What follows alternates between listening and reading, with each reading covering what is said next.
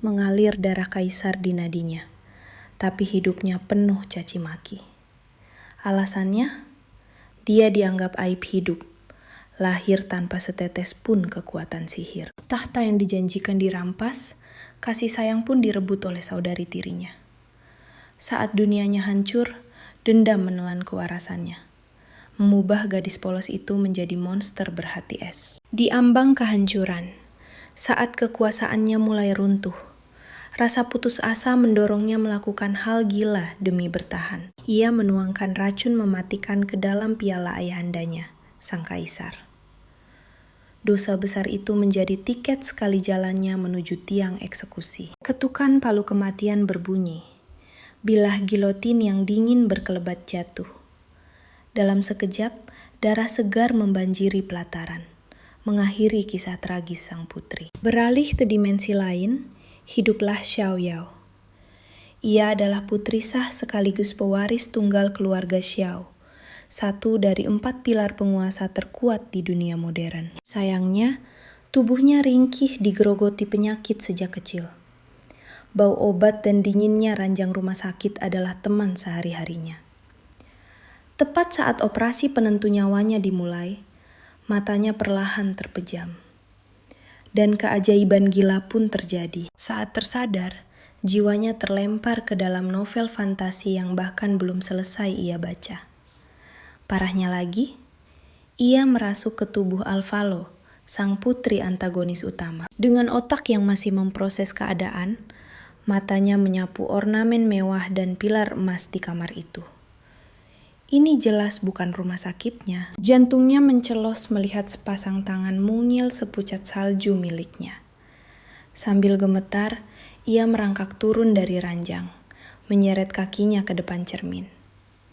Ia membeku. Pantulan di sana adalah seorang gadis kecil asing. Ia berputar-putar panik, nyaris gila rasanya. Dalam hati ia menjerit, memohon siapa saja untuk membangunkannya dari mimpi buruk ini. Kakinya lemas seketika. Ia jatuh terduduk, melepaskan jeritan histeris yang memecah keheningan. Sedetik kemudian, para pelayan mendobrak masuk dengan wajah sepucat mayat. Mereka mengerumuni tubuh mungilnya bak orang kesetanan, mengecek setiap inci kulitnya. Setelah yakin sang putri tidak terluka sedikit pun, mereka baru bisa bernapas lega. Syukurlah Yang Mulia baik-baik saja. Kalau sampai Tuan Duknil dengar Anda menjerit, leher kami pasti sudah putus. Nama itu sontak memicu alarm di otaknya. Ia buru-buru memotong ucapan si pelayan. Tunggu dulu, siapa yang kau bicarakan tadi? Pelayan itu mencicit nyeri. Tuan Duk Taminil, Yang Mulia. Firasat buruk merayapi tengkuknya. Dengan sisa keberanian, ia menanyakan siapa dirinya yang sebenarnya. Jawaban pelayan itu menghancurkan sisa harapannya tak bersisa. Bicara apa Anda ini? Anda adalah permata berharga kekaisaran Leves, putri mahkota kami, Putri Agung Alvalo. Bumi seakan berhenti berputar. Sialan, dia benar-benar terjebak dalam novel, menjadi si wanita jahat yang kepalanya akan dipenggal di akhir cerita. Belum sempat ia mencerna kenyataan pahit itu, pintu raksasa terbuka perlahan. Suara langkah sepatu bot militer yang berat dan berwibawa menggema, mendekat ke arahnya. Siluet pria jangkung melangkah masuk. Auranya begitu pekat dan menindas, hingga membuat napas tercekat. Mata Alvalo membulat sempurna. Batinnya berteriak histeris. Astaga, pria setampan dewa ini ayahku. Itu Erota yang asli, sang tiran kejam dari dalam novel.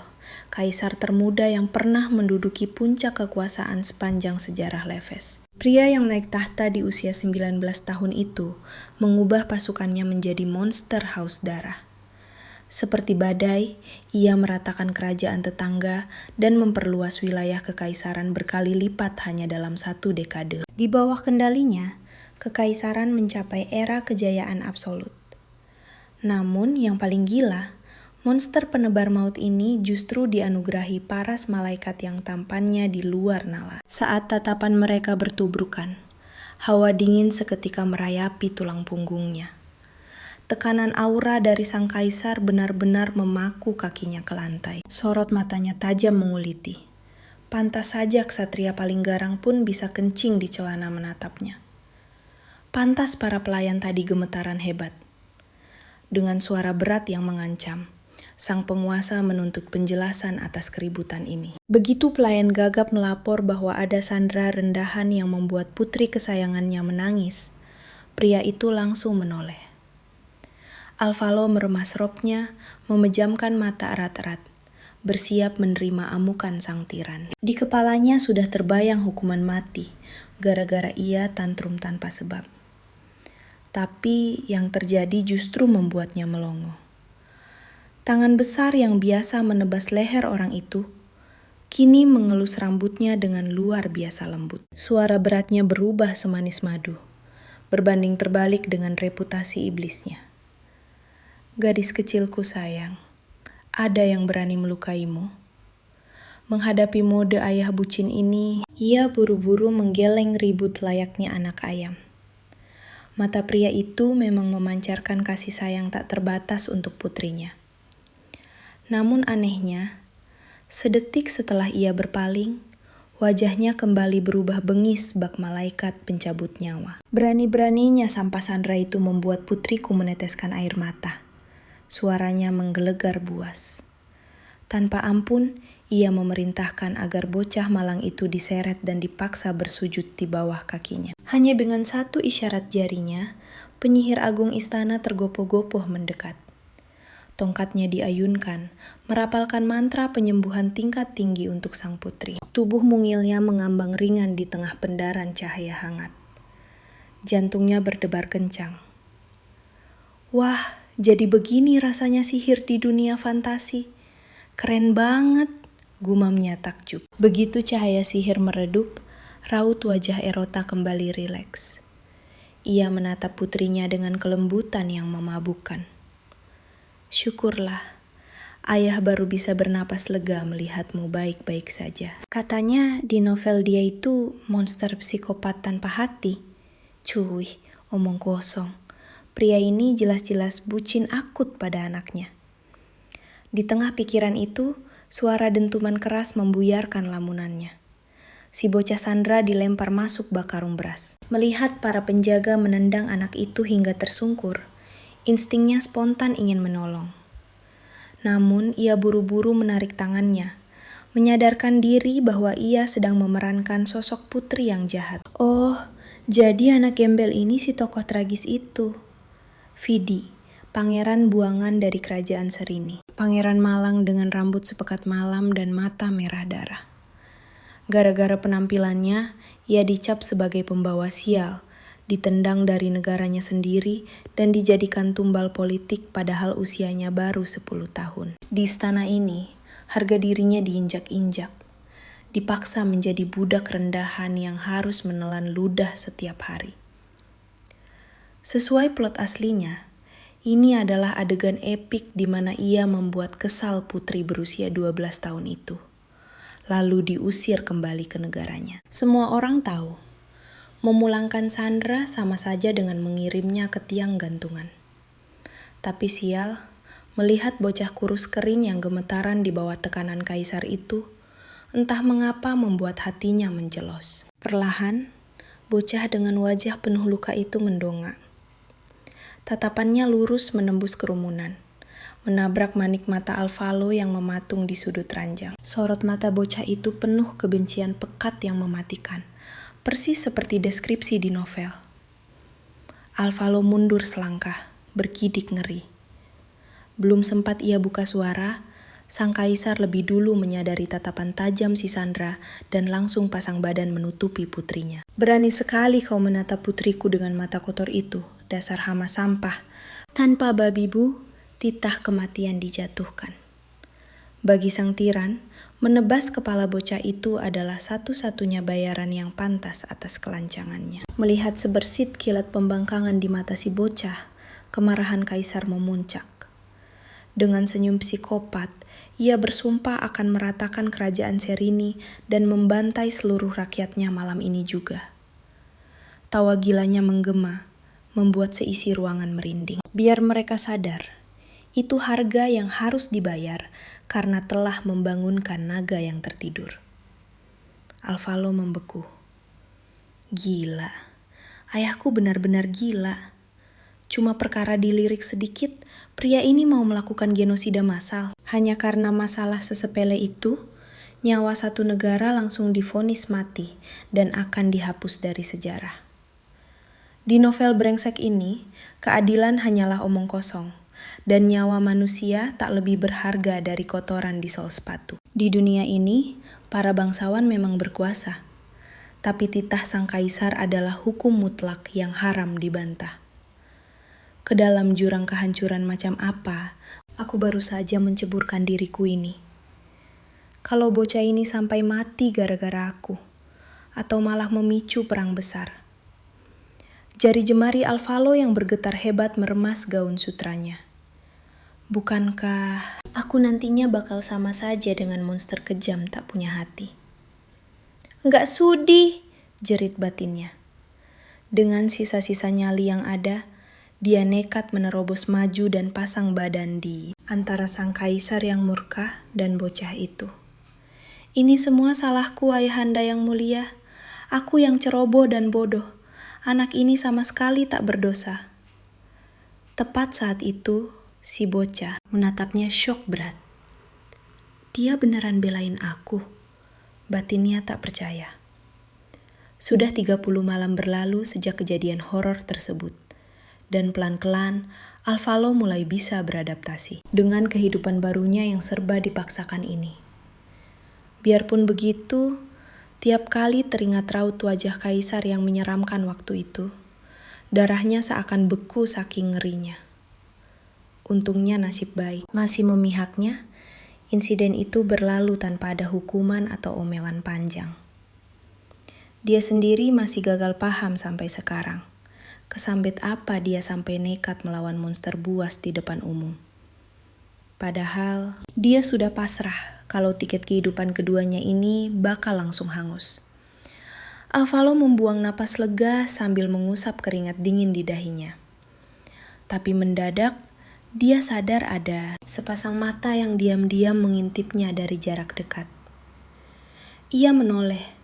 Dan pandangannya bertubrukan dengan Vidi yang langsung kaku bak patung karena ketahuan. Niat hati ingin mencairkan suasana pakai senyum manis, serta tatapan yang super ramah. Yang terjadi malah kebalik 180 derajat. Di mata Vidi, yang nampak justru siluman iblis yang lagi nyinyir haus darah dan siap memangsa dirinya. Sampai-sampai bocah itu langsung jatuh berlutut dengan wajah pucat pasi. Dengan raut putus asa bercampur pasrah mati, dia bergumam pelan. Kalau nyawaku ini bisa jadi jaminan buat keselamatan keluargaku, bunuh saja aku sekarang.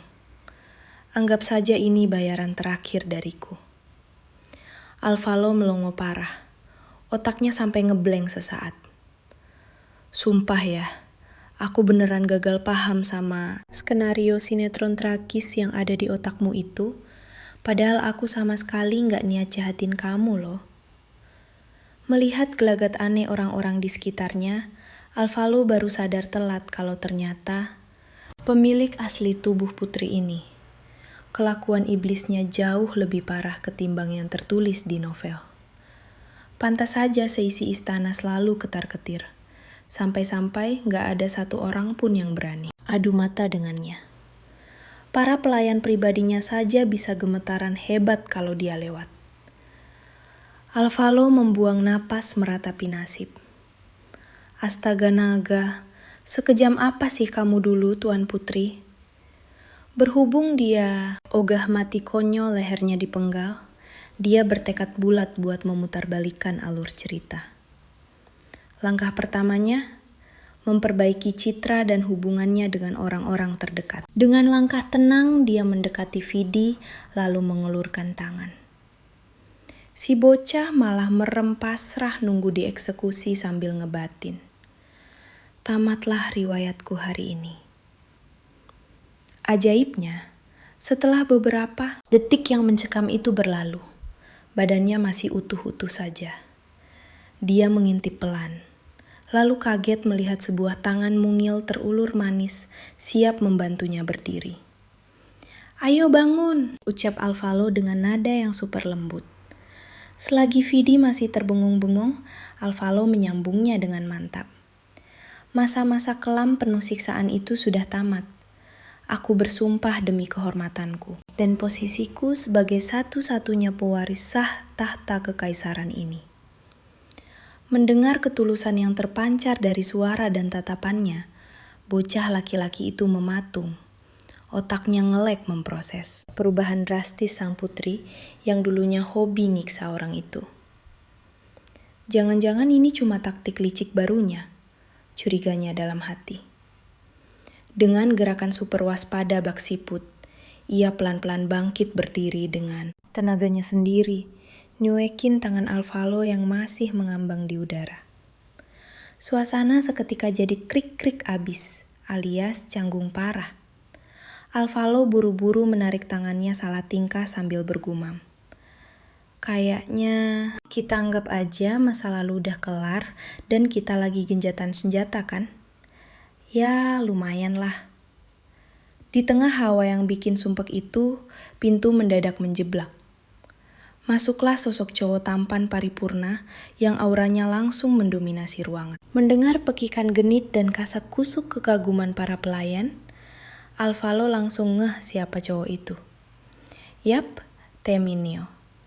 Kalau ngikutin plot asli novelnya, si tampan ini ibarat tameng, baja sekaligus bayangan setia yang bakal ngekorin Alvaro sampai maut menjemput.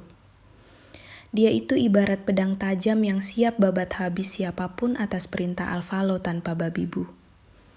Bahkan saat seisi istana sudah terhipnotis oleh pesona si tokoh utama wanita. Cuma dia ksatria bucin yang tetap setia mati membela majikannya. Begitu kaki jenjang Neil melangkah masuk, Vidi langsung melotot sinis ke arahnya. Bikin hawa ruangan kembali tegang kayak bom waktu yang siap meledak. Dengan muka tembok yang dingin abis, Neil melenggang lewatin Vidi gitu aja layaknya lalat lewat. Langsung menuju sang putri. Lalu berlutut takzim ala ksatria sejati. "Anjing peliharaan Anda sudah kembali untuk mengabdi, Tuan Putri," ucapnya mantap. Sewaktu Alvaro mengecek deretan dokumen rahasia yang disodorkannya, otaknya otomatis teringat pada sosok si protagonis cewek kesayangan semua orang, Emma Glora Euros. Gosip yang beredar sih, dia itu anak haram kaisar hasil cinta satu malam di masa mudanya bareng putri saudagar tajir dari masa lalunya. Tragisnya, baru juga hitungan hari sejak Emma lahir, keluarga saudagar itu malah tertimpa musibah parah. Bayi itu pun raib tanpa jejak, seakan-akan habis ditelan bumi. Biarpun gedenya di lingkungan kumuh, aura ningrat cewek itu tetap aja memancar silau bak matahari. Baru juga sebelah kakinya menginjak ubin istana kekaisaran, Emma langsung merebut hati semua orang, dan otomatis jadi putri kesayangan ratu sejagat. Kaisar yang hatinya sedingin balok es aja bisa luluh lantak kena pelet senyuman manisnya yang secerah mentari itu. Singkat cerita, dia resmi jadi idola istana mutlak. Nah, kecuali bagi Alvaro pastinya.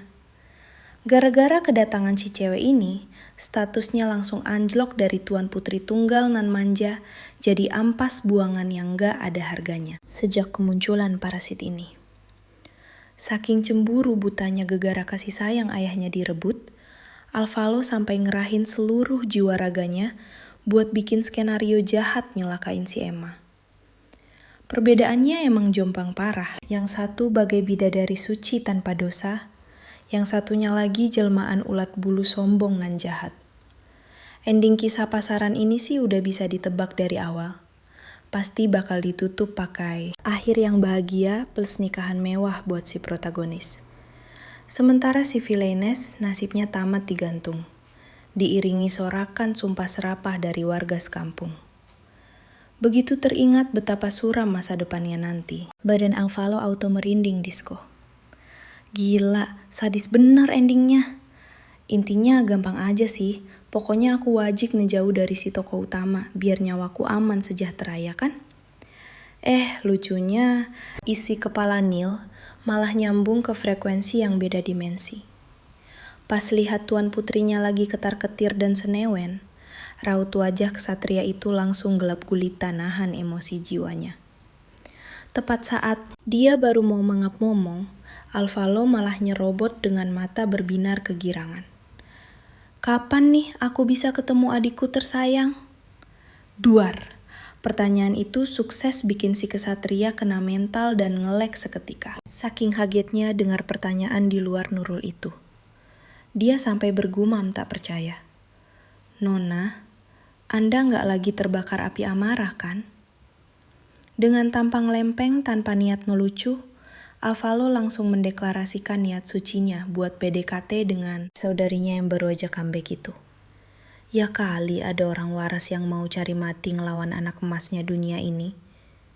Masalah gedenya tuh, mereka berdua ini lagi ngobrol pakai bahasa planet yang beda. Alhasil, miskomunikasi yang menang. Neil sempat diam sebentar. Lalu dengan nada ala penjahat kelas kakap, dia nyeletuk. Siap laksanakan kode rahasia Anda yang mulia. Pesan tersiratnya sudah nangkep terang benderang. Alvalo auto jantungan lalu memekik. Panik. Dasar Oon, awas aja kalau kamu berani bikin lecet seujung jarinya. Apesnya, Neil malah menatapnya dengan pandangan, oh aku tahu maksudmu, dan nyengir jahat. Tuan Putri, kalau kita nggak gercep pasang jebakan Batman dari sekarang, nanti Anda sendiri kan yang repot. Harus turun tangan ngehabisin dia. Alvalo cuma bisa melongo meratapi kebodohan hakiki sang satria sinting ini. Terus pas dia nengok ke arah Vidi dan deretan pelayannya, batinnya langsung tertampar melihat kompaknya raut wajah mereka yang penuh kecurigaan tingkat dewa. Lagi pusing-pusingnya mikirin miskom berjamaah ini, kupingnya malah dengar suara tawa ngejek yang ditahan-tahan dari mulut Vidi. Alvalo auto melotot garang sambil ngegas. Apaan yang lucu Vi? Dia membuang muka dari tatapan menuntutnya, tapi akhirnya menyerah. Dengan suara penuh kepedihan dia berbisik. Kamu hidup dalam ilusi kosong, sama sekali nggak sadar apa yang menantimu di depan. Kata-katanya menyambar bak petir, mencekik suasana. Kamu putri kekaisaran ini. Sejak pertama kali kamu membuka mata di dunia ini, beban tahta langsung menindih pundakmu. Pilihannya cuma injak-injak semua orang demi puncak kekuasaan, atau kamu yang bakal hancur lebur. Dia mengepalkan tangan hingga buku jarinya memutih saking gemetarnya, lalu lanjut berkata parau. Nasibmu bakal berakhir persis sepertiku. Alvalo menahan napas. Matanya membelalak kaget. Kenyataan itu menusuk tajam. Tapi dia sadar itu kebenaran mutlak. Lihat saja Vidi. Cowok tanpa dosa yang dihukum cuma karena lahir dengan warna langka. Dicap si terkutuk. Gelarnya sebagai putra mahkota dirampas. Lalu dibuang begitu saja bagai sampah ke negeri antah berantah. Kalau pangeran sepertinya saja bisa hancur karena alasan konyol, apalagi nasibku. Cewek lemah bermodal gelar putri, tanpa sihir sama sekali. Bahkan dianggap aib bagi keluarga kerajaan. Tubuh gemetarnya tak luput dari pandangan Neil. Kesatria itu langsung melesat ke sisinya, dan bersumpah mati-matian akan menjadi perisai hidupnya. Takkan ada yang boleh menyentuh sehelai rambutnya pun. Tapi karena sang putri terus diam, Neil melempar tatapan membunuh ke arah Vidi sampai cowok itu mandi keringat dingin. Saat Vidi panik dan tergagap mau klarifikasi, Alvalo memotongnya dengan nada dingin yang mengintimidasi. Tenang, aku bakal siap tempur, tapi pakai aturanku sendiri. Seingatnya, di kehidupan sebelumnya, dia cuma pasien langganan ranjang rumah sakit yang bermimpi hidup damai dan sehat. Sekarang malah nyasar ke pusaran dunia super kejam. Siapa kuat dia menang. Salah sedikit nyawa melayang. Yang paling bikin emosi, kendali permainan ini masih dipegang orang lain. Dia menghela napas kasar, lalu menepuk kedua pipinya keras-keras demi mengusir pesimis. Gila saja, dia kesini bukan untuk menyerah dan minta dipenggal. Biarpun takdirnya dapat peran antagonis dengan akhir tragis, ogah banget pasrah ikuti alur nanas itu. Bakal kuacak-acak alur novel ini, biar aku sendiri yang nentuin nasibku. Setelah 3 malam suntuk kurang tidur gara-gara mikir keras, si tokoh utama kita sukses meracik rencana bertahan hidup paling top. Langkah pertama, wajib hafal luar kepala semua sejarah kekaisaran ini. Dan demi menjadi putri bangsawan yang paripurna. Pintar teori saja tidak cukup, dia harus jago tata krama istana. Belum lagi jadwal latihan dansa, sampai kelas berkuda. Membayangkan jadwal gila itu saja rasanya pengen menangis di pojokan. Tapi bayang-bayang kematian di akhir novel langsung membungkam semua keluhannya. Oke, nggak masalah. Bakal kutelan penderitaan ini pelan-pelan.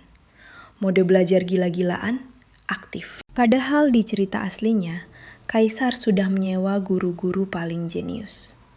Cuma ya, Alvalo yang dulu kelakuannya keterlaluan, nakal, dan suka bolos. Belum telat, aku bakal ngebut belajar dan jadi nomor 1. Mulai detik itu juga, misi pencarian guru privat eksklusif pun dimulai. Harry kelewat lembut, takkan tega. Neil sibuk jaga nyawanya 24 jam. Fix, satu-satunya kandidat tersisa cuma Vidi. Di luar dugaan, Alvalo menyerap materi secepat kilat. Otaknya encer. Walaupun harus menahan emosi menghadapi muka tembok dan sikap dingin Vidi yang bikin darah tinggi, cowok itu nyatanya guru super jenius.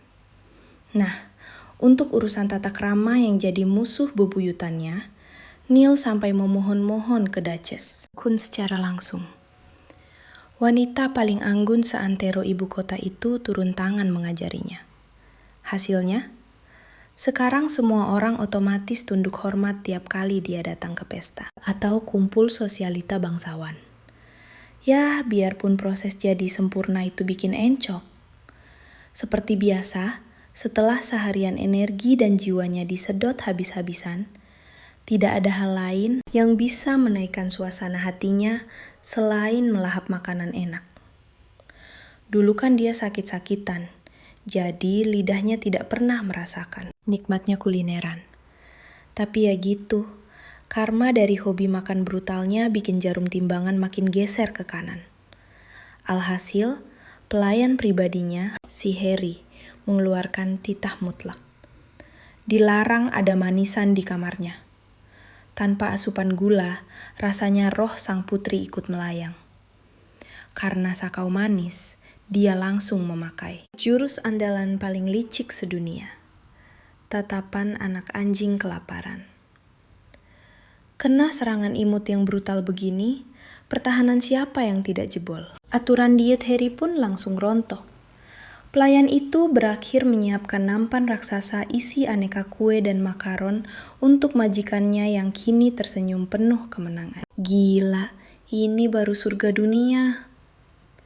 Saat lagi asyik mengunyah, ekor matanya menangkap sosok Vidi yang sedang melamun menatap sesuatu dari balik jendela. Dia mengikuti arah pandangannya, dan ternyata Vidi lagi fokus memperhatikan layang-layang warna-warni yang menari di angkasa.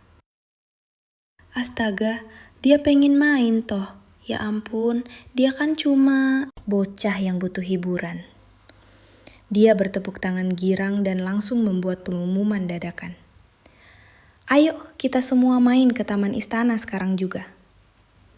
Dan berhubung aturan mewajibkan pakaian super cetar meski cuma mau nongkrong, Vidi dan Neil diusir keluar untuk menunggu di lorong. Jadilah dua cowok yang saling benci itu berdiri kaku, membuang napas bete bersamaan, lalu saling membuang muka. Tak lama pintu terbuka. keluarlah putri mereka dengan senyum cerah dan visual yang bikin jantungan, sambil berlari kecil ke arah mereka. Keduanya mendadak patung, terpesona oleh bidadari yang baru turun dari kahyangan ini. Pipi Vidi otomatis merona tipis saat pandangan mereka tanpa sengaja beradu. Radar cemburu Neil langsung meledak. Kesatria itu buru-buru maju, jadi tembok pemisah di antara keduanya dan memotong. Tuan Putri katanya sudah tak sabar main. Saya sudah menyuruh pelayan menyiapkan semua perlengkapan khusus untuk Anda. Wajah cewek itu berbinar, berlari menembus padang rumput ibarat kupu-kupu yang baru bebas. Dan begitu dia menjauh, aura perang dingin dua cowok itu kumat lagi, saling lempar tatapan membunuh. Sementara itu, di tengah padang luas, layangan sang putri melesat tinggi menembus awan, terbang ke titik tertinggi. Cewek itu langsung pasang tampang sok jago nan imut buat pamer bakat. Tentu saja, Neil dan Harry jadi supporter garis keras yang tepuk tangan heboh, bikin dia makin besar kepala sambil berseru, "Lihat, aku emang berbakat dari lahir." Padahal ini baru pertama kalinya loh. Dia tidak menyangka kalau larian-larian bebas di bawah, mentari siang bisa semembebaskan ini. Lagi asik terbawa suasana, tahu-tahu layangan Vidi melesat menyalip layangannya tanpa permisi. Wajah Neil langsung keruh, darahnya mendidih. Berani-beraninya bocah tidak jelas itu merendahkan Tuan Putri kesayangannya. Dengan manuver licik, Neo menarik senar layangannya, memberikan serangan telak yang sukses menabrak jatuh layangan Vidi. Lalu menyeringai ngeledek dengan tatapan penuh kemenangan. Suasana tegang mendadak cair saat tawa Alvalo pecah begitu saja. Habisnya, kelakuan mereka berdua benar-benar kayak anak kecil sih. Gemes banget. Siapa sangka Neil, cowok antagonis sedingin es di novel aslinya, ternyata punya sisi polos begini. Yah, karena permainan sudah dimulai, pantang bagiku buat mundur sekarang. Kubiarkan saja mereka berdebat, sementara mataku asyik menatap layang-layang di langit. Tiba-tiba, trak! Suara benang putus menghancurkan ketenangan itu. Mainan kertas itu pun meluncur bebas ke tanah. Harry baru saja mau lari mengejarnya, tapi Alvalo buru-buru menahan gadis itu. "Gak usah, kalian lanjut main saja di sini. Biar aku yang ambil." Belum sempat mereka menjawab, dia sudah melesat lincah bagai kupu-kupu yang mengejar mainannya. Tangannya sibuk menyibak rimbunnya dedaunan, mencari ke sana kemari, sampai matanya berbinar puas. Ketemu! Rupanya nyangkut di atas genteng paviliun kekaisaran. Baru saja mau lari mengambilnya, langkahnya mendadak kaku. Tunggu, ada cewek asing berdiri di dalam sana. Kening Alvalo langsung berkerut bingung. Padahal tempat ini bukan sekedar taman biasa loh. Ini hadiah spesial dari Baginda Kaisar. Kawasan terlarang yang cuma boleh dimasuki oleh pengawal pribadi dan sang kaisar sendiri. Matanya memicing, mengamati wajah si penyusup lekat-lekat. Sosok itu, fitur wajahnya, nggak mungkin. Seketika tubuhnya membeku, otak rasanya mendadak konslet. Karakter utama wanita yang asli, Emma Glorious, lagi berdiri tepat di depannya.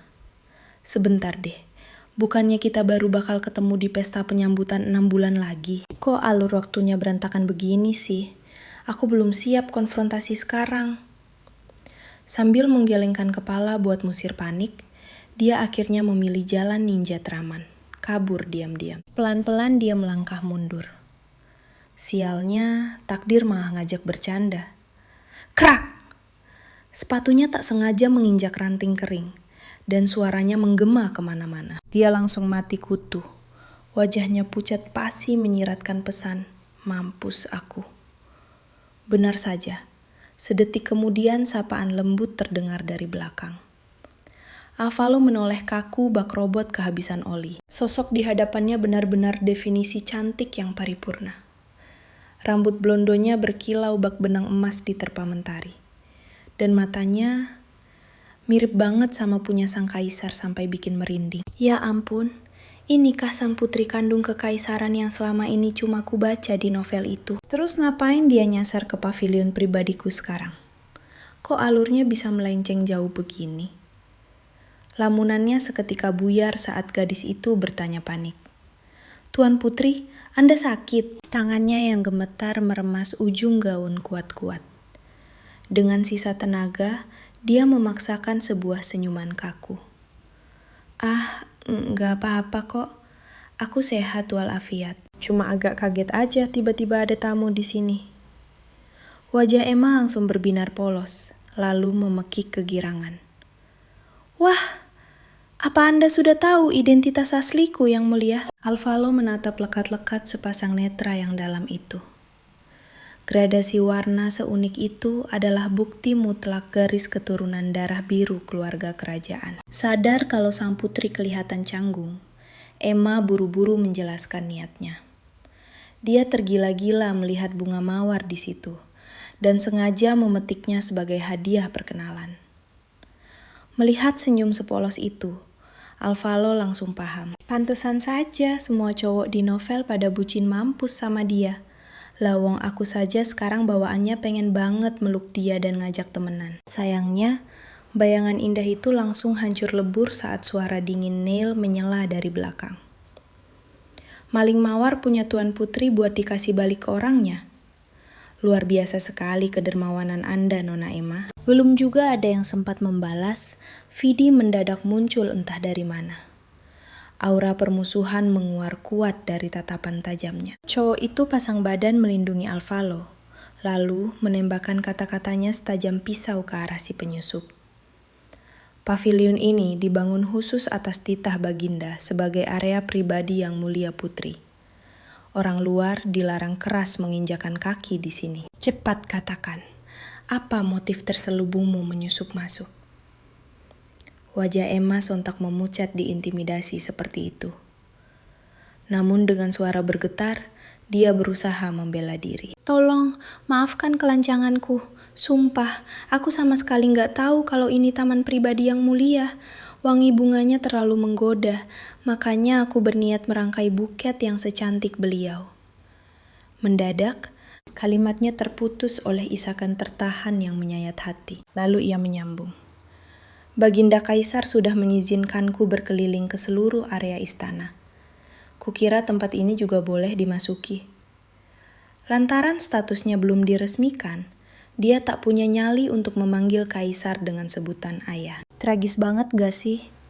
Tuan Putri berdarah biru yang sah, tapi harus melewati masa kecil bak gembel di kawasan kumuh dan makan asam garamnya penderitaan. Membayangkan kisah kelamnya saja sudah bikin hati ngilu. Saat kecanggungan menyelimuti mereka semua, sebuah suara berat yang menggelegar memecah keheningan. Ada keributan apa ini? Alvalo menoleh, mendapati ayahnya tengah melangkah tegap menghampiri mereka. Matanya langsung melotot kaget. Baginda Kaisar turun tangan langsung. Tepat di saat itu, Harry muncul sambil napasnya ngos-ngosan dari balik jubah panjang pria penguasa itu. Astaga naga, yang mulia, kami sampai setengah mati keliling nyariin Anda. Gadis itu berlari mendekat dengan raut panik, lalu menyela. Layangan Anda sudah ketemu belum? Pertanyaan receh itu sukses menampar kewarasannya kembali. Sadar akan tujuan awalnya kemari, telunjuknya pasrah mengarah ke mainan kertas yang masih nyangkut manis di atas atap. Perhatiannya lalu beralih, mengintip interaksi Kaisar yang kini berdiri berhadapan dengan Emma. Jantungnya berdegup kencang saking semangatnya.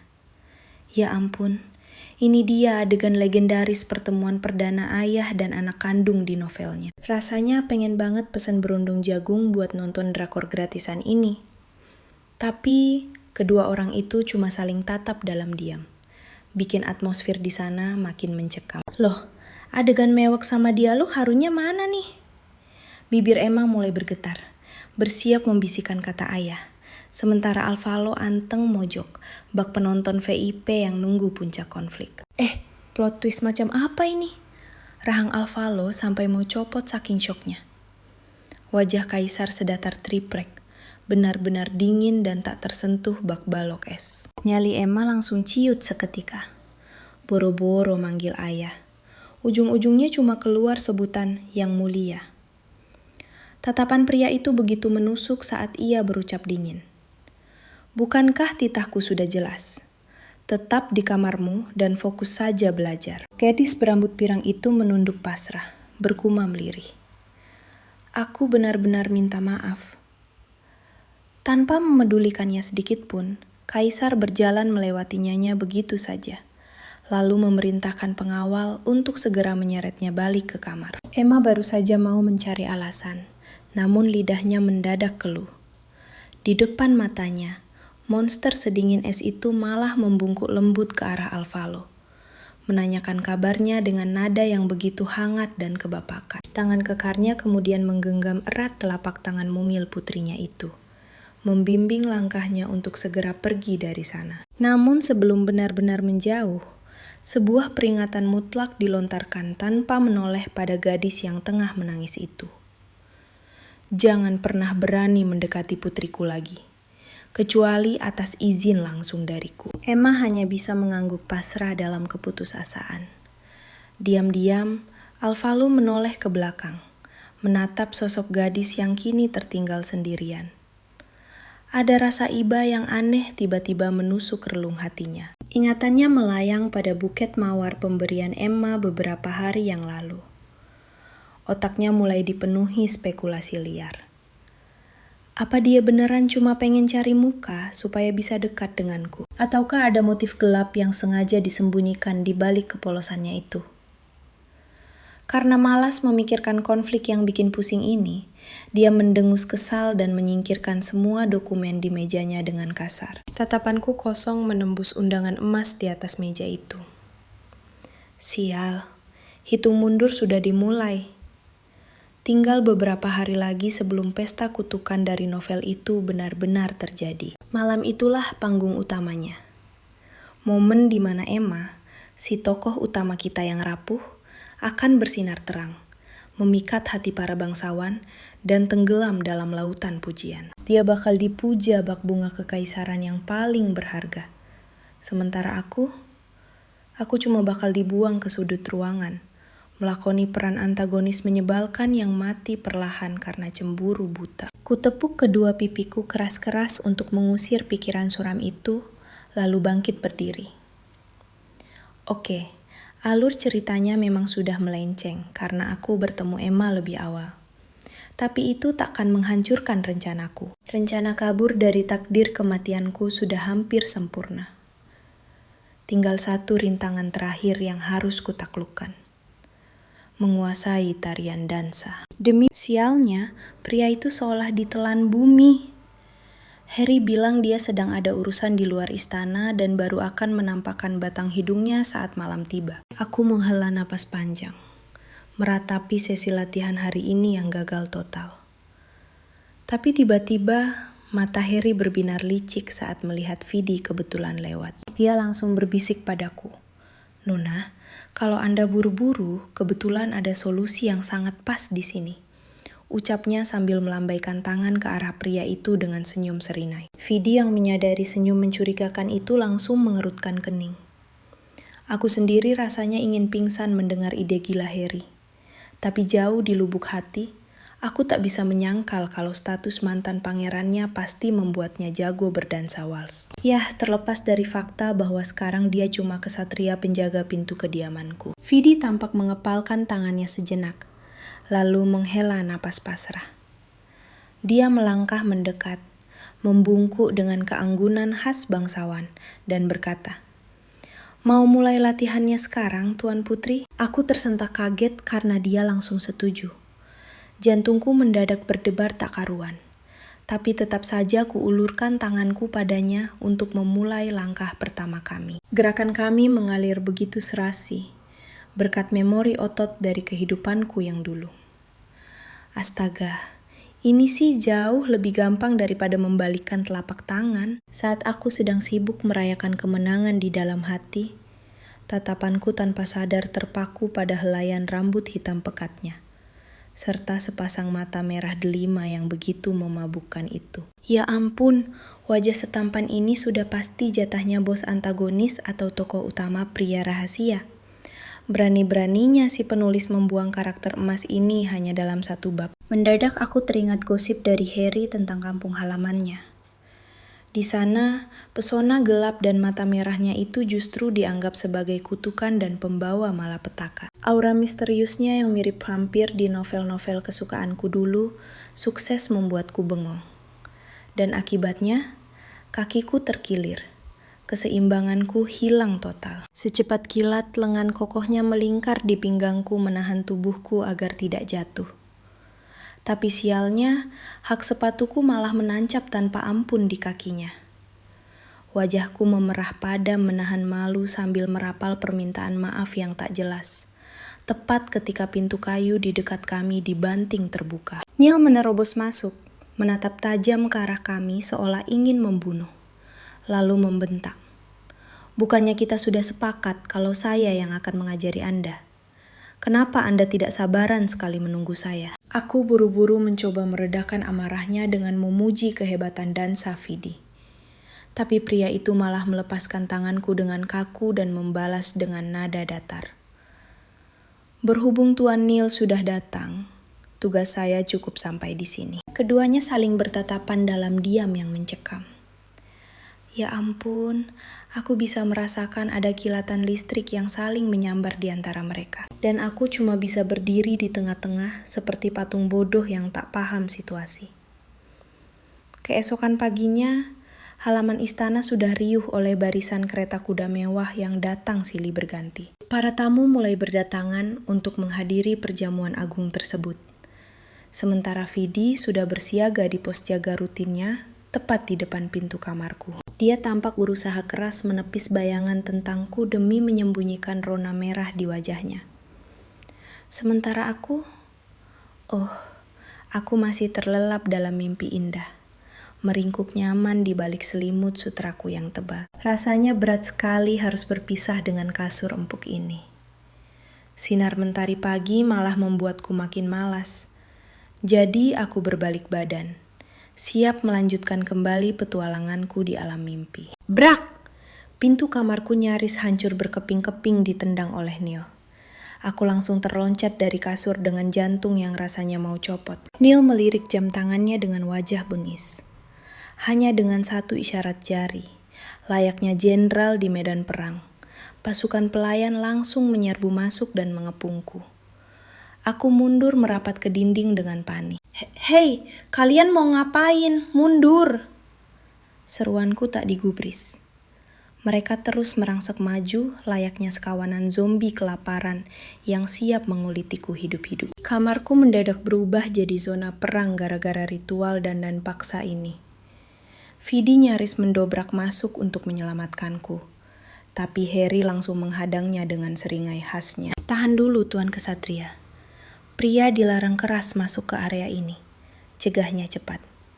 Namun sebelum Vidi sempat protes, sebuah suara lembut mengalun di lorong, memotong keributan mereka. Keduanya menoleh dan mendapati Emma yang tampil memukau dalam balutan gaun merah muda. Usai saling memberi salam hormat, gadis itu menyapa dengan nada manis. Saya melihat Anda dari kejauhan, Tuan Vidi. Awalnya saya ragu kalau itu Anda. Emma melangkah mendekat, matanya berbinar penuh rasa ingin tahu. Sedang apa Anda di sudut sini? Bukankah seharusnya Anda sedang mengawal Putri Alvalo? Vidi refleks mundur selangkah, menciptakan jarak aman dengan tatapan sedingin es. Dia menjawab dengan nada kelewat formal dan tanpa emosi. Terima kasih atas perhatian Anda, Putri Emma. Namun saya rasa saat ini ada hal yang jauh lebih penting untuk Anda urus ketimbang keberadaan saya. Baru saja Emma membuka mulut untuk membalas. Salah satu pengawalnya membisikkan pesan mendesak. Mau tak mau, gadis itu langsung pamit undur diri dengan tergesa-gesa. Vidi menatap kepergiannya dengan raut wajah yang sulit ditebak. Sampai akhirnya, Harry memecah keheningan dengan celetukan pedasnya. Perasaanku saja, Atau si tokoh utama lugu kita itu baru saja mencoba menggodamu? Pria itu hanya mengangkat bahu acuh lalu berbalik pergi. Bukan urusanku. Sementara itu, kembali ke neraka di kamarku, aku sudah kibar bendera putih. Pasrah saja tubuhku dijejalkan paksa ke dalam gaun pesta ini. Sialan ngemil tengah malam, berat badanku pasti naik beberapa kilo. Aku sampai harus menahan napas dan mengempiskan perut gila-gilaan supaya kancing sialan ini bisa terpasang. Phew, akhirnya muat juga. Tiba-tiba ku tangkap tatapan penuh selidik dari Neil. Aku gelagapan dan buru-buru membela diri. Asal tahu saja ya, aku ini sedang diet ketat. Aku sama sekali tidak makan apa-apa belakangan ini. Mending aku mati daripada harus ngaku kalau semalam aku habis melahap 1 kotak es krim sendirian. Di tengah suasana memalukan itu, Vidi melangkah masuk bersama Harry. Harry langsung membeku. Mulutnya menganga lebar menatap penampilanku dari atas sampai bawah. Ya ampun Nona, Anda benar-benar cantik seperti Dewi yang turun dari langit. Sambil menutupi pipiku yang merona, aku bergumam pelan. Kamu ini lebay banget. Tapi Harry malah memotong ucapanku sambil mengedip nakal. Kalau Nona tidak percaya, coba kita tanya pendapat Vidi. Kulirik pria itu perlahan. Dia mematung di tempatnya seolah baru saja terkena sihir pembeku. Sepasang mata merah delimanya membelalak menatapku lekat-lekat. Lalu pelan-pelan dia bergumam. Anda sangat memesona. Sejurus kemudian, dia sadar akan kelancangannya. Telinganya langsung memerah padam dan dia cepat-cepat membuang muka. Sementara aku cuma bisa terpaku menatap punggung lebarnya. Jantungku berdegup gila-gilaan seraya menjerit dalam hati. Tunggu dulu, barusan kamu bilang apa? Bagaimana menurutmu, Nio? Pria itu menatapnya lekat dengan tatapan sayu, seolah mencari bayangan masa lalu di wajahnya. Lalu berbisik lirih. Wajahmu sungguh mirip dengan Alvaro. Darah gadis itu sontak membeku karena syok. Mirip apanya? Apa maksudnya coba? Jeritnya dalam hati. Namun pria itu lekas menggeleng pelan dan menyahut. Lupakan saja, aku hanya mengigau. Pada akhirnya gadis itu tak mau ambil pusing. Fokus utamanya hanyalah satu. Pesta bangsawan yang menjadi momen paling krusial baginya saat ini. Di bawah kilau lampu gantung mewah, para bangsawan larut dalam dansa dan gosip tiada henti. Sepertinya semua orang berkumpul di sini, gumamnya pelan. Di sudut lain, Duk Tofas tampil begitu memesona dengan auranya yang mematikan. Begitu kakinya melangkah masuk, semua mata langsung tertuju padanya bak ngungat pada cahaya. Terdengar bisik-bisik lirih. Kalian dengar rumornya? Katanya putri pertama kaisar yang lama menghilang. Baru saja kembali ke istana beberapa hari yang lalu. Mata sang Duk memancarkan kilat penasaran. Maksud kalian yang mulia putri mahkota? Tanyanya. Salah satu bangsawan di dekatnya buru-buru menimpali, seakan bisa membaca raut kebingungan pria itu. Kabar burung menyebutkan bahwa pihak istana langsung menjemputnya usai tragedi nahas tersebut. Namun anehnya, sejak hari itu juga, sang putri bungsu mendadak lenyap bak di telan bumi, dan tak ada satupun yang pernah melihatnya lagi. Sang Duk mengusap dagunya perlahan, tampak berpikir keras sebelum akhirnya berucap dengan nada sedingin es. Bukan hal mengejutkan kan? Dia yang menggali kuburannya sendiri. Toh dia itu cuma sampah tak berguna. Seseorang mendadak menyela obrolan mereka. Bisa jadi, perjamuan malam ini memang sengaja digelar demi satu tujuan utama. Merayakan kepulangan putri sulung, sekaligus meresmikan status pewaris sahnya. Pria itu lalu menoleh ke arah sang duke dengan tatapan penuh selidik. Bagaimana pandangan Anda soal ini, Tuan Duke? Namun, Vtovas hanya menyunggingkan senyum penuh teka-teki. Alih-alih menjawab gamblang, ia justru melontarkan kiasan tajam. Di tengah suasana yang penuh ketegangan itu, sosok agung sang kaisar dalam balutan jubah kebesaran tampak membungkuk. Ia membisikkan sesuatu ke telinga gadis di sebelahnya. "Kau siap menghadapi mereka semua?" Begitu sang gadis mengangguk, pelan, pria itu menggenggam erat jemari lentiknya, menuntunnya dengan penuh wibawa membelah kemegahan aula. Tiba-tiba, suara nyaring kepala pelayan istana memecah keheningan. "Beri penghormatan atas kehadiran matahari kekaisaran kita, Yang Mulia Kaisar beserta Yang Mulia Putri." Hening seketika merajai aula. Ribuan pasang mata terpaku pada pintu raksasa itu, menanti dengan dada berdebar, penasaran akan sosok yang bakal muncul. Tak lama, Kaisar Rotuaros melangkah masuk membawa pesona intimidasi yang pekat, menggandeng erat tangan Putri Alvalo dengan kebanggaan luar biasa. Sontak, wajah nyonya bangsawan yang sejak tadi sibuk menggosip langsung pucat pasi. Ia terkesiap tak percaya. Yang datang sama sekali bukan putri pertama. Para elit bangsawan buru-buru menunduk hormat, sementara kasak-kusuk langsung menjalar liar menyelimuti seluruh penjuru ruangan. Padahal, mereka sangat yakin sang penguasa akan menggandeng putri sulungnya yang baru pulang. Namun, sang kaisar sukses mematahkan semua tebakan itu dengan jemari yang bertaut erat pada tangan Alvalo, seolah mengubur eksistensi sang putri sulung.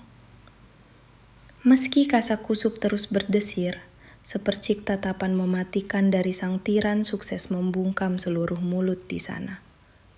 Alo menatap pria itu dengan binar kagum. Bagaimanapun, itulah karisma absolut dari penguasa kekaisaran terhebat di dunia. Hanya lewat satu sorot mata, ia mampu mematikan nyali seisi aula. Dan ketika pria itu menyadari, tubuh putrinya sedikit gemetar. Sang ayah sontak mengelus tangannya lembut dan berbisik hangat. Abaikan saja mereka. Padahal, dalam alur asli novelnya, pria ini adalah inkarnasi dari iblis bertangan besi yang sangat tiran. Namun, kasih sayangnya yang tumpah ruah untuk putri kesayangannya adalah pengecualian mutlak. Bahkan hingga akhir hayatnya di kehidupan lampau, tak pernah sekalipun ia menorehkan luka atau membuat Alvalo menangis. "Bisa-bisanya dulu aku menghancurkan pria sehangat ini. Benar-benar kejam," batinnya penuh sesal. Ia pun memantapkan hati dan bersumpah, "Di kesempatan keduaku ini, aku akan melakukan apa saja demi menjadi putri yang pantas untuknya." Lamunannya buyar oleh suara lantang sang kaisar yang tengah mengumumkan kepulangan putri sulungnya. Kepelukan keluarga kekaisaran usai bertahun-tahun menghilang. Seiring berakhirnya pengumuman itu, alunan melodi indah kembali mengalun. Para bangsawan pun kembali asik berdansa ria sambil bergosip. Dan kemewahan pesta kembali mengambil alih suasana.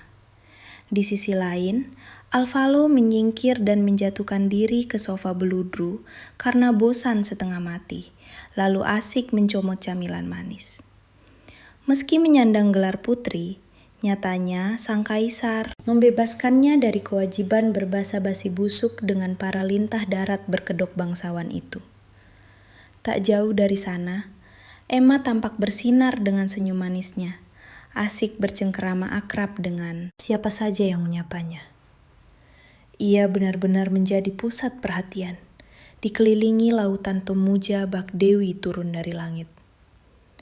Berbanding terbalik dengan Alvalo. Jangankan dipuja, yang ada begitu ia menatap seseorang, orang itu langsung lari kocar-kacir seakan habis melihat iblis pencabut nyawa.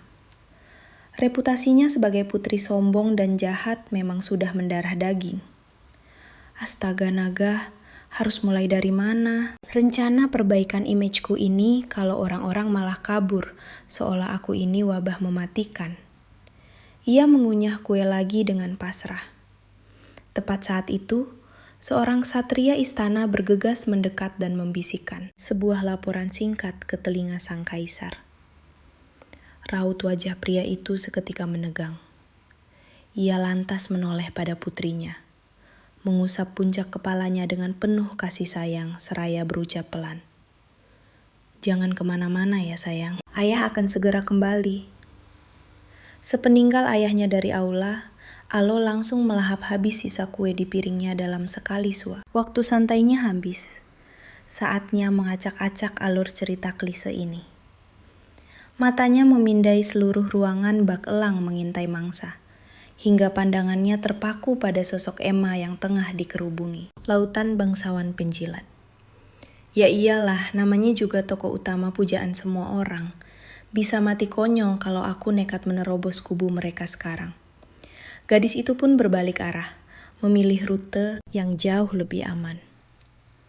Tepat pada detik itu juga, Emma menyadari kekosongan di kursi kaisar. Senyum manisnya sempat luntur sesaat. Namun arus, pujian palsu lekas menelannya kembali, saking banyaknya orang yang mencari muka. Sementara itu, kemanapun langkah Alvaro berayun, kerumunan langsung membelah jalan, menghindar seolah ia membawa kutukan mematikan. Ia berhenti, membatin bingung. Mereka menjauh karena segan pada darah kekaisaranku, atau jijik pada tokoh jahat payah yang tak punya sihir ini. Di tengah kemelut batinnya, ekor matanya menangkap target buruan yang sempurna. Ia langsung menarik napas panjang demi menata panggungnya. Dengan balutan keanggunan bangsawan yang paripurna, ia menghampiri kelompok kecil berisi 3 nyonya. Sayangnya, belum sempat sepatah kata pun lolos dari bibirnya, ketiga wanita itu sudah lari terbirit-birit bagai ditelan bumi. Sang putri membeku di tempat bak patung es, terjebak dalam keheningan yang super canggung dan menyedihkan. Jelas sudah, kalau terlahir tanpa mana, di pergaulan ini ibarat menyidak kusta. Tanpa sihir, posisimu tak lebih dari serangga yang siap diinjak. Peduli amat, meski darah yang mengalir di nadimu adalah darah suci kaisar sekalipun. Terjebak dalam ekosistem setoksik ini, wajar saja kalau kepribadian Alvaro yang asli perlahan membusuk menjadi sosok sosiopat sinting yang paling dibenci seantero negeri. Ditepisnya jauh-jauh pikiran suram itu. Tangannya mengepal kuat, tekadnya membara. Kalau jurus basa-basi elegan sudah tak mempan, berarti harus pakai jalur dansa. Lantai dansa adalah kunci dari semua kekacauan ini. Matanya kembali menyapu seisi aula, mencari mangsa. Bukan, rekan dansa yang pas. Pencariannya terhenti saat tatapannya bersirobok dengan Vidi yang bersembunyi di sudut remang ruangan. Di detik krusial itu, netra mereka terkunci. Pemuda itu sontak tersentak kaget dan buang muka, seolah baru saja tersengat arus tegangan tinggi. Padahal, kemunculan karakter sekelas Vidi di pesta kaum elit ini sangatlah ganjil. Tapi sang putri ogah menyanyiakan durian runtuh ini. Bagus, ksatria penolongku akhirnya unjuk gigi, soraknya dalam hati. Di sisi lain, saat pemuda malang itu menyadari sihir berjalan ini menargetkannya, dengan senyum ala iblis, ia lekas membungkuk, bersiap ambil langkah 1000 dari aula.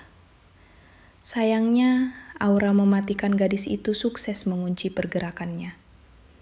Perangkap sudah tertutup rapat sebelum mangsa bisa beringsut. Gadis itu lantas membungkuk sedikit dengan gestur elegan ala bangsawan kelas atas. "Maukah Anda berdansa dengan saya diiringi lagu ini?" Tanyanya dengan nada lembut dan memikat. Sorot matanya memancarkan pesona mutlak yang mustahil untuk ditolak. Pemuda itu menghela napas panjang, tanda pasrah 100% pada nasib sialnya. Sebuah kehormatan bagi saya yang mulia putri. Begitu alunan musik klasik mulai merdu mengalun di udara, kedua insan itu pun larut dalam. Begitu kami melangkah ke lantai dansa, semua mata langsung tertuju pada kami. Bisik-bisik takjub menyebar dengan cepat. Itu benar-benar tuan putri kita. Kemana perginya tarian kakunya yang dulu? Dia benar-benar luar biasa. Luwes banget bak peri. Setiap gerakannya memancarkan keanggunan luar biasa. Di tengah hujan pujian itu, ekor mata adikku Emma menatapku tajam. Tak butuh waktu lama baginya untuk ikut turun ke panggung, seolah enggan membiarkanku bersinar sendirian. Benar saja, sorot kekaguman penonton perlahan beralih arah. Padahal Tuan Putri Sulung belum lama kembali, tapi tariannya sungguh membius. Pantas saja Tuan Putri muda berusaha keras agar tak tenggelam dalam bayang-bayangnya. Dua pasangan itu pun sukses memonopoli aula dalam perang dingin tanpa suara. Sambil terus mengikuti alunan musik, aku berbisik pelan di telinga Fedi. "Tumben sekali kau ada di sini malam ini." Dengan wajah datar, ia menjawab bahwa Neil yang memaksanya datang. Alisku bertaut heran. Memangnya ada urusan genting apa sampai dia mengutusmu? Tiba-tiba peringatan keras Neil kembali terngiang di benak Fedi. Satu-satunya tugasmu malam ini adalah melindungi Tuan Putri dengan nyawamu sendiri. Dan habisi siapapun yang berani melukainya, meski seujung kuku. Fedi teringat jelas sorot mata gila Neil saat pria itu memperagakan gestur menggorok leher. Fedi buru-buru menepis ingatan konyol itu, lalu membalas tatapan penasaranku dengan jawaban singkat. "Bukan hal penting. Aku hanya bisa mendesah pasrah." "Perintah penjagaan mutlak lagi ya?" tebakku. Ia mengangguk kaku, mengiyakan. Dalam hati, aku bergumam. Yah, tidak masalah. Kehadirannya di dekatku malah bikin tenang. Sepertinya rencanaku membuahkan hasil. Tatapan merendahkan para bangsawan itu kini berubah jadi decak kagum. Tinggal selangkah lagi untuk merebut kembali tahtaku yang dirampas. Saat sedang asyik melamun, aku menyadari bayangan Emma mulai menginvasi ruang gerakku. Harus kuakui, kelenturan tubuhnya benar-benar luar biasa. Dia memang karakter utama wanita sejati. Tarian sempurnanya sukses menutupi fakta bahwa ia tumbuh besar di kawasan kumuh. Tersentak, aku baru menyadari satu hal krusial. Waktu transmigrasiku ke dunia ini ternyata bertepatan dengan detik-detik kembalinya Emma ke istana. Itu artinya, masa pelatihan dansa kami berdua benar-benar sama persis, tanpa ada yang diuntungkan. Menyaksikan sendiri bakat alaminya, sadarlah aku bahwa aku tak boleh bersantai dan harus berlatih 2 kali lipat lebih keras. Kepekaan Fedi langsung menangkap raut gelisah di wajahku. Ia pun berbisik pelan. "Yang mulia, Anda tak perlu repot-repot membandingkan diri dengan orang lain." Aku menatapnya penuh rasa terima kasih. Namun momen itu mendadak buyar saat kesatriaku ini tiba-tiba bersiaga penuh. Secepat kilat, Fedi merengkuh dan menarikku kuat-kuat hingga wajahku membentur dada bidangnya, menghindar tepat sebelum tubuh Emma tersungkur ke lantai dengan suara berdebum keras. Berada dalam dekapan hangatnya membuat wajahku bersemu merah, sementara otakku masih berusaha mencerna situasi. Kegaduhan sontak pecah memenuhi aula dansa. Dengan tatapan sedingin es, Fedi menunduk menatap Emma yang jatuh terkapar, lalu mendesis tajam. "Tolong perhatikan langkah Anda, Tuan Putri Emma. Kecerobohan Anda barusan nyaris mencelakai Tuan Putri Sulung." Kalimat telaknya itu seketika memicu ledakan kasak kusuk di antara para bangsawan. Jangan-jangan dia sengaja menjatuhkan diri. Kalau memang tidak jago, untuk apa memaksakan diri cuma demi jadi bahan tertawaan di sana? Dihujani cibiran pedas, Emma hanya bisa menunduk lesu. Demi mengakhiri drama picisan ini, aku berdeham pelan, lalu melangkah anggun sambil mengulurkan tangan padanya. "Astaga, adikku sayang, kau tidak apa-apa. Jatuhmu kelihatannya sakit sekali." Sikap malaikatku sukses membuat seisi ruangan takjub. Namun di luar dugaan, Kesatria pribadi Emma langsung menepis tanganku dengan kasar seraya membentak. Simpan saja simpati palsumu itu, Yang Mulia. Coba saja Anda tidak tiba-tiba minggir. Tuan Putri Emma tak akan jatuh memalukan seperti ini.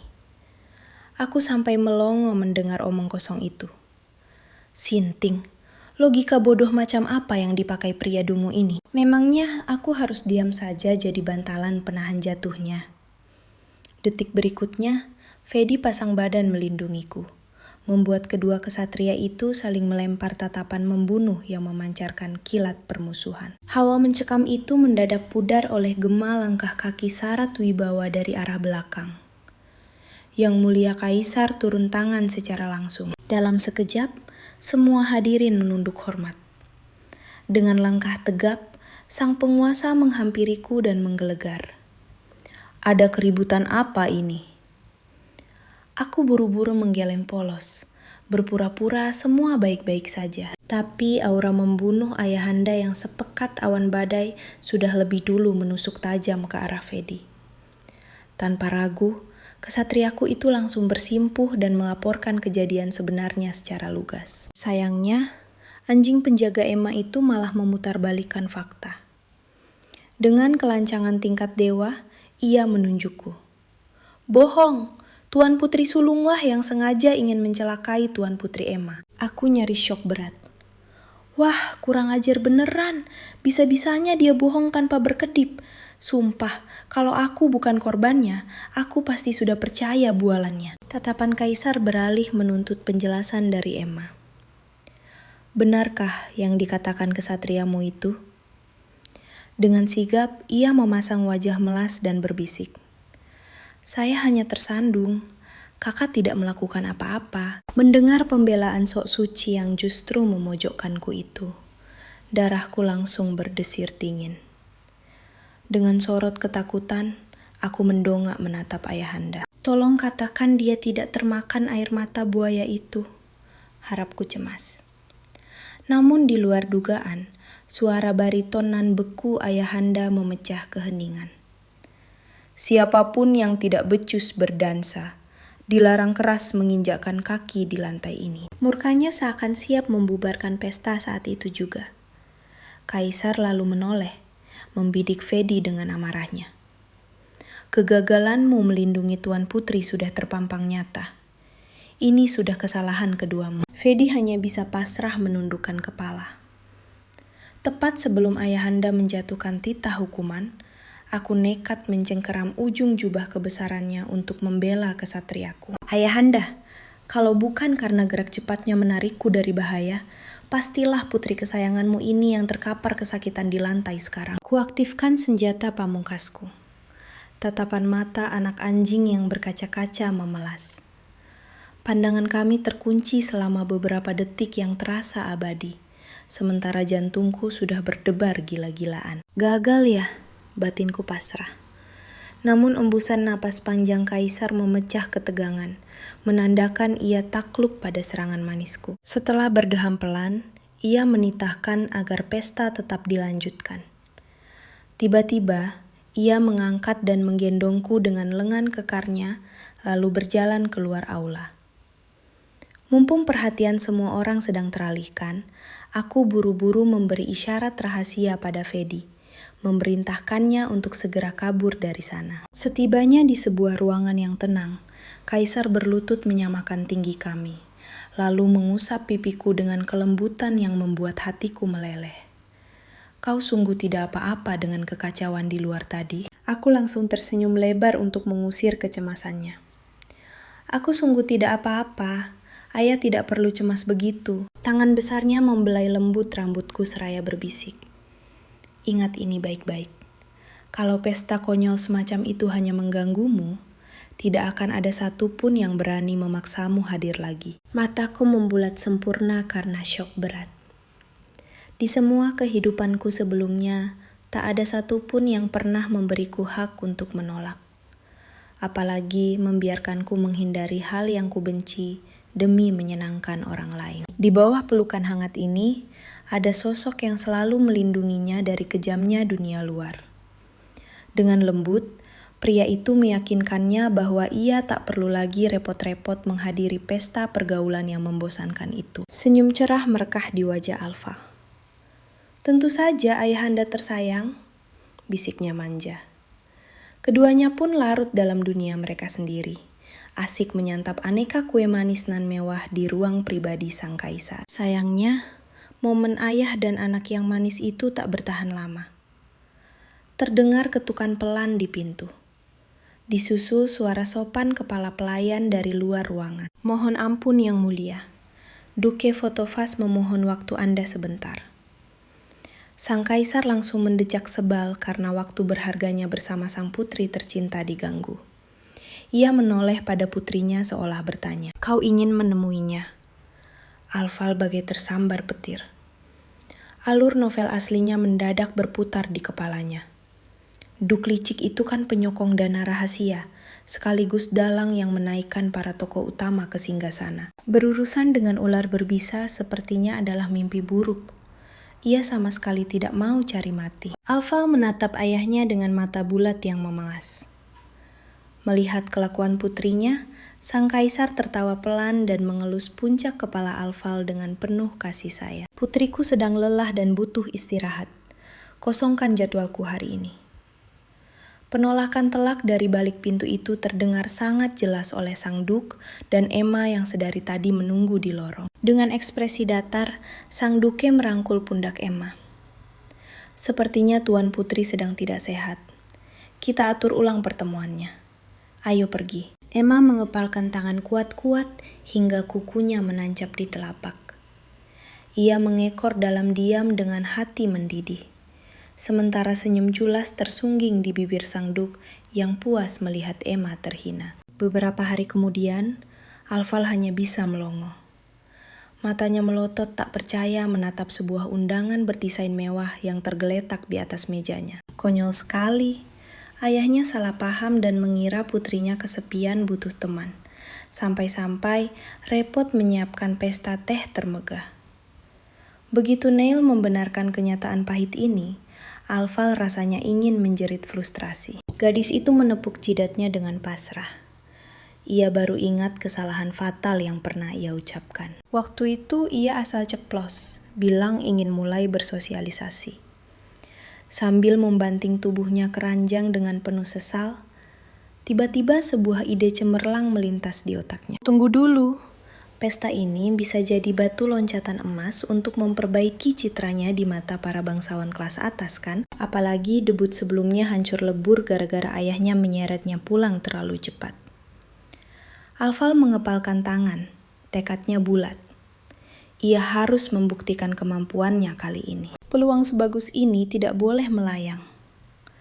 Keesokan paginya, ia langsung menyeret 2 pengawalnya untuk menyapu bersih butik-butik elit, mencari bingkisan mewah untuk para tamu undangan nanti. Matanya berbinar riang melihat ramainya jalanan kota.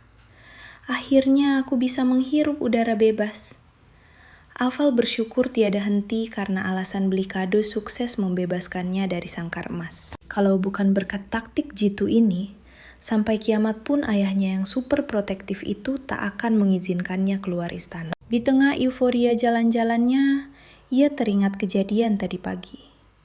Saat seorang pengawal melapor soal kedatangan tamu tak diundang, raut wajah ayahnya yang selalu lembut mendadak berubah sangat dingin dan menakutkan dalam sekejap. Waktu itu, sang kaisar hanya mengusap rambutnya penuh sayang sambil minta maaf.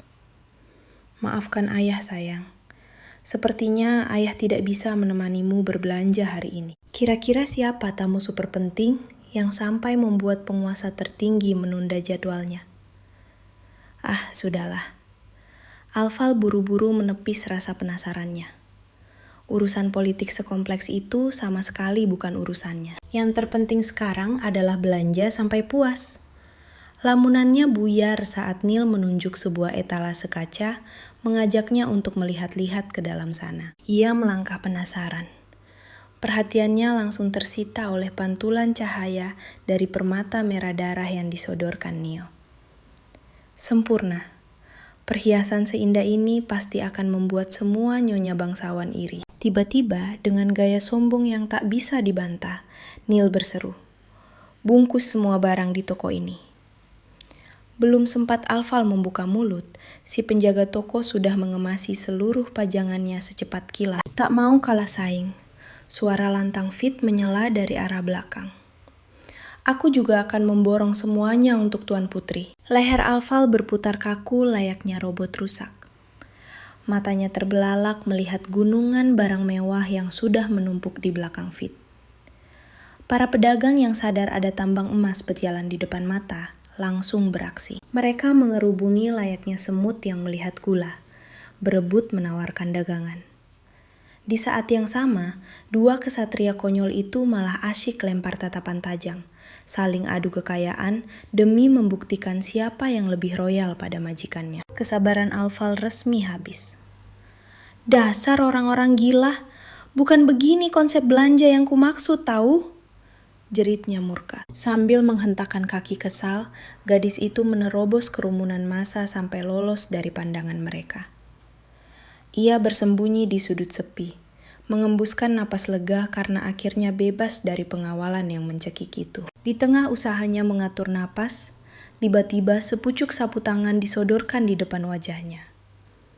"Nona, Anda tidak apa-apa?" Sapa sebuah suara bariton yang sangat merdu. Alfal menoleh dan mendapati pria berjubah misterius. Saat pria itu membuka tudungnya, Alfal langsung terpaku. Astaga naga, bagaimana bisa ada manusia dengan wajah setampan ini? Dua pengawalnya memang kelewat tampan, tapi sosok di depannya ini auranya berbeda kasta. Seperti patung dewa mitologi kuno yang hidup dan bernapas. Wujud malaikat yang turun dari kahyangan. Ada yang terluka? Suara lembut pria itu menarik kembali kesadaran Alfa. Gugup, ia buru-buru mengambil sapu tangan itu untuk mengelap peluh di keningnya. Baru saat itulah ia sadar kalau kakinya sudah tersesat sampai ke halaman sebuah kuil tua. Tunggu sebentar. Jangan-jangan cowok super tampan ini si pemeran utama pria di novel? Alfal meremas sapu tangan di tangannya, berusaha mati-matian menyembunyikan keterkejutannya. "Terima kasih banyak, nanti aku cuci dan kembalikan," balasnya salah tingkah. Pria itu tersenyum manis, yang sukses melelehkan hati. Lalu menunjuk sebuah pondok kayu di sebelahnya. "Aku tinggal di sana. Datanglah kapan saja kalau Nona butuh bantuan."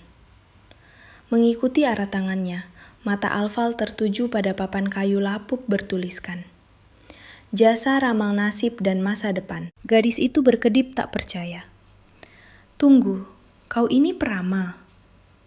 Pria itu terdiam sejenak, seakan sedang merangkai kata yang pas. "Aku lebih suka disebut ahli nujum. Pekerjaanku menerjemahkan rahasia alam semesta," jawabnya kalem. Melihat kilat antusias di mata bulat Alfal, ia pun menambahkan, "Kelihatannya Nona sangat penasaran. Mau coba kuramalkan nasibmu?" Tawar pria itu dengan nada sehangat mentari. Tanpa pikir panjang, Alfal mengekor masuk ke dalam pondok. Layaknya pesulap andal, pria itu mengeluarkan bola kristal kemerahan yang berpendar redup. Alfal hanya bisa menelan ludah. Dadanya berdebar kencang antara antusias dan was-was. Jari-jari jenjangnya menangku bola itu sambil merapal mantra asing. Tiba-tiba, kristal itu memancarkan pendaran magis yang begitu indah. Keduanya terpukau menatap cahaya silau tersebut, seolah waktu berhenti berdetak. Namun sedetik kemudian, cahaya itu berubah menyilaukan mata.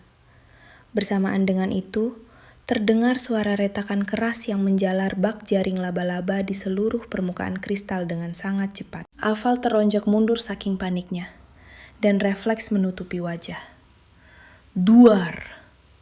Suara ledakan memekakan telinga bergema. Menghancurkan benda ajaib itu jadi ribuan serpihan kaca tajam yang berhamburan ke udara. Mata Alfalu terbelalak ngeri menatap pecahan kaca yang berserakan di depannya. Jari-jarinya saling meremas cemas. Apa ini pertanda ajalku sudah dekat? Bola kristal sihir itu hancur berkeping-keping. Astaga, apa nasib sialku masih bisa lebih buruk dari ini? Pemuda itu malah memandangi serpihan kaca dengan seringai tipis, lalu berbisik pelan. gadis yang sangat menarik. Tubuh Alvalu membeku. Apa maksud perkataannya barusan? Alvalu memotong dengan was-was. Tunggu, bukannya ini pertanda aku akan mati? Pria itu menghela napas geli. Bukan, ini artinya ada seseorang yang mengikatmu dengan segel sihir tingkat tinggi. Pembuat segel ini tidak sudi masa depanmu diintip siapapun. Makanya bola ini meledak. Rasa penasaran Alvalu seketika memuncak, memancing rentetan pertanyaannya. Siapa yang berani-beraninya mengikatku begini? Apa untungnya buat mereka? Pria itu hanya mengangkat bahu dan menggeleng pelan, seolah tak tahu menang. Mungkin saja dia pelindung rahasia yang ingin menjagamu. Seringai misteriusnya makin lebar.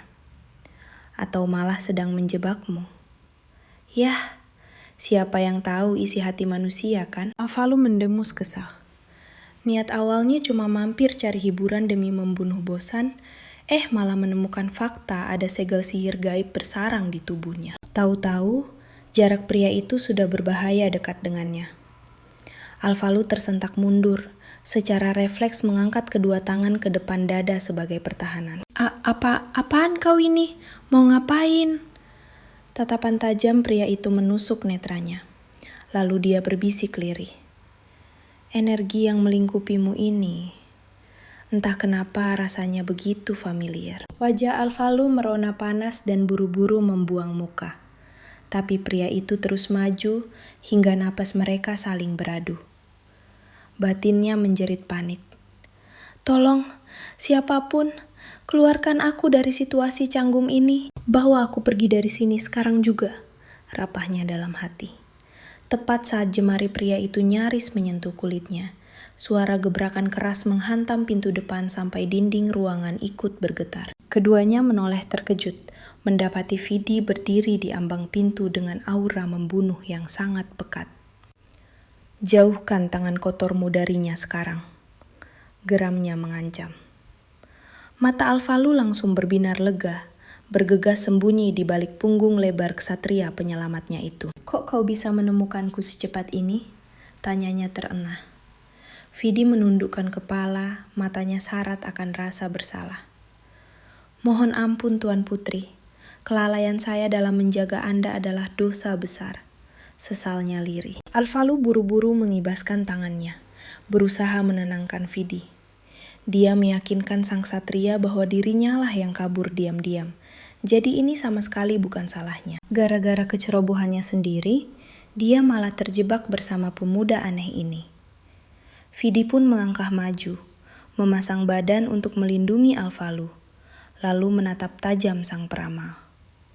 Sebutkan identitasmu, bentaknya keras. Pemuda itu terkekeh pelan, memasang wajah seolah dia adalah korban yang paling polos sedunia. Cih, jangan harap ada yang tertipu dengan topeng lugunya itu. Saya ini cuma peramal biasa yang mencari nafkah di toko reot ini. Biasa dari Hong Kong, cibir Alvalu dalam hati. Tiba-tiba, nada bicara Vidi berubah dingin dan formal. Maaf atas kedatangan kami yang tiba-tiba. Terima kasih sudah menjaga nona ini sampai saya tiba. Tanpa kompromi, Vidi mencengkeram pergelangan tangan Alvalu erat-erat. Namun, kami harus pamit sekarang. Peramal itu kembali tersenyum, lalu melangkah pelan mendekati mereka. Maaf kalau saya membuat Anda takut, Nona. Tangan pria itu dengan lincah memunculkan sebuah kalung entah dari mana. Tolong terimalah jimat kecil ini sebagai permintaan maaf saya. Ucapnya lembut. Alvalu spontan menolak mentah-mentah, menampik hadiah semacam itu. Tepat sebelum Vidi menariknya keluar dari toko itu secepat kilat. Begitu mereka pergi, seringai licik langsung tercetak di wajah si peramal. Oh, percayalah, kau akan sangat membutuhkannya, bisiknya.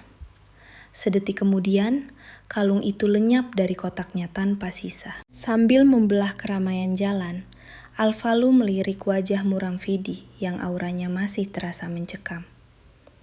Ia pun memanggil pria itu dengan suara lembut. Wajah sang kesatria tampak begitu hancur. Maafkan saya, Tuan Putri. Saya gagal menjadi pelindung Anda yang pantas. Alvalu buru-buru mengibaskan tangannya panik. Jangan bicara begitu. Tadi itu kau datang tepat waktu kok. Belum sempat dia menyelesaikan kalimatnya, terlihat Neil berlari tergopoh-gopoh menghampiri mereka. Alvalu mendadak teringat soal segel sihir yang dibahas peramal tadi. Rahasia gila apa lagi ini? Baru saja ingin bertanya pada Neil, namun riuhnya jalanan memaksanya untuk menelan kembali kata-katanya. Tanya nanti saja deh pas sudah di kediaman, batinnya. Berusaha menekan rasa penasaran yang meletup-letup. Ia terus melangkah pelan sambil mencuri pandang ke arah Vidi. Kehangatan tangan pria itu masih membekas di pergelangannya. Aneh banget, kenapa tiba-tiba dadaku terasa sesak begini ya? Singkat cerita, malam pun tiba. Setelah energi terkuras habis seharian, Alvalu mengecek persiapan dan kado untuk perayaan besok.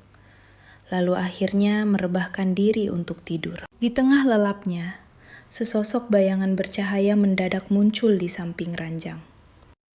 Sinar terangnya begitu menyilaukan, hingga memaksanya terbangun. Matanya mengerjap silau, disambut pemandangan tak masuk akal. Seorang wanita super cantik melayang di udara, memanggilnya dengan suara selembut sutra. Mata Alvalu membelalak ngeri. Ia meringkuk ketakutan. Siapa kau? Berani-beraninya menyusup ke kamar Tuan Putri selarut ini. Kau bisa dihukum mati tahu?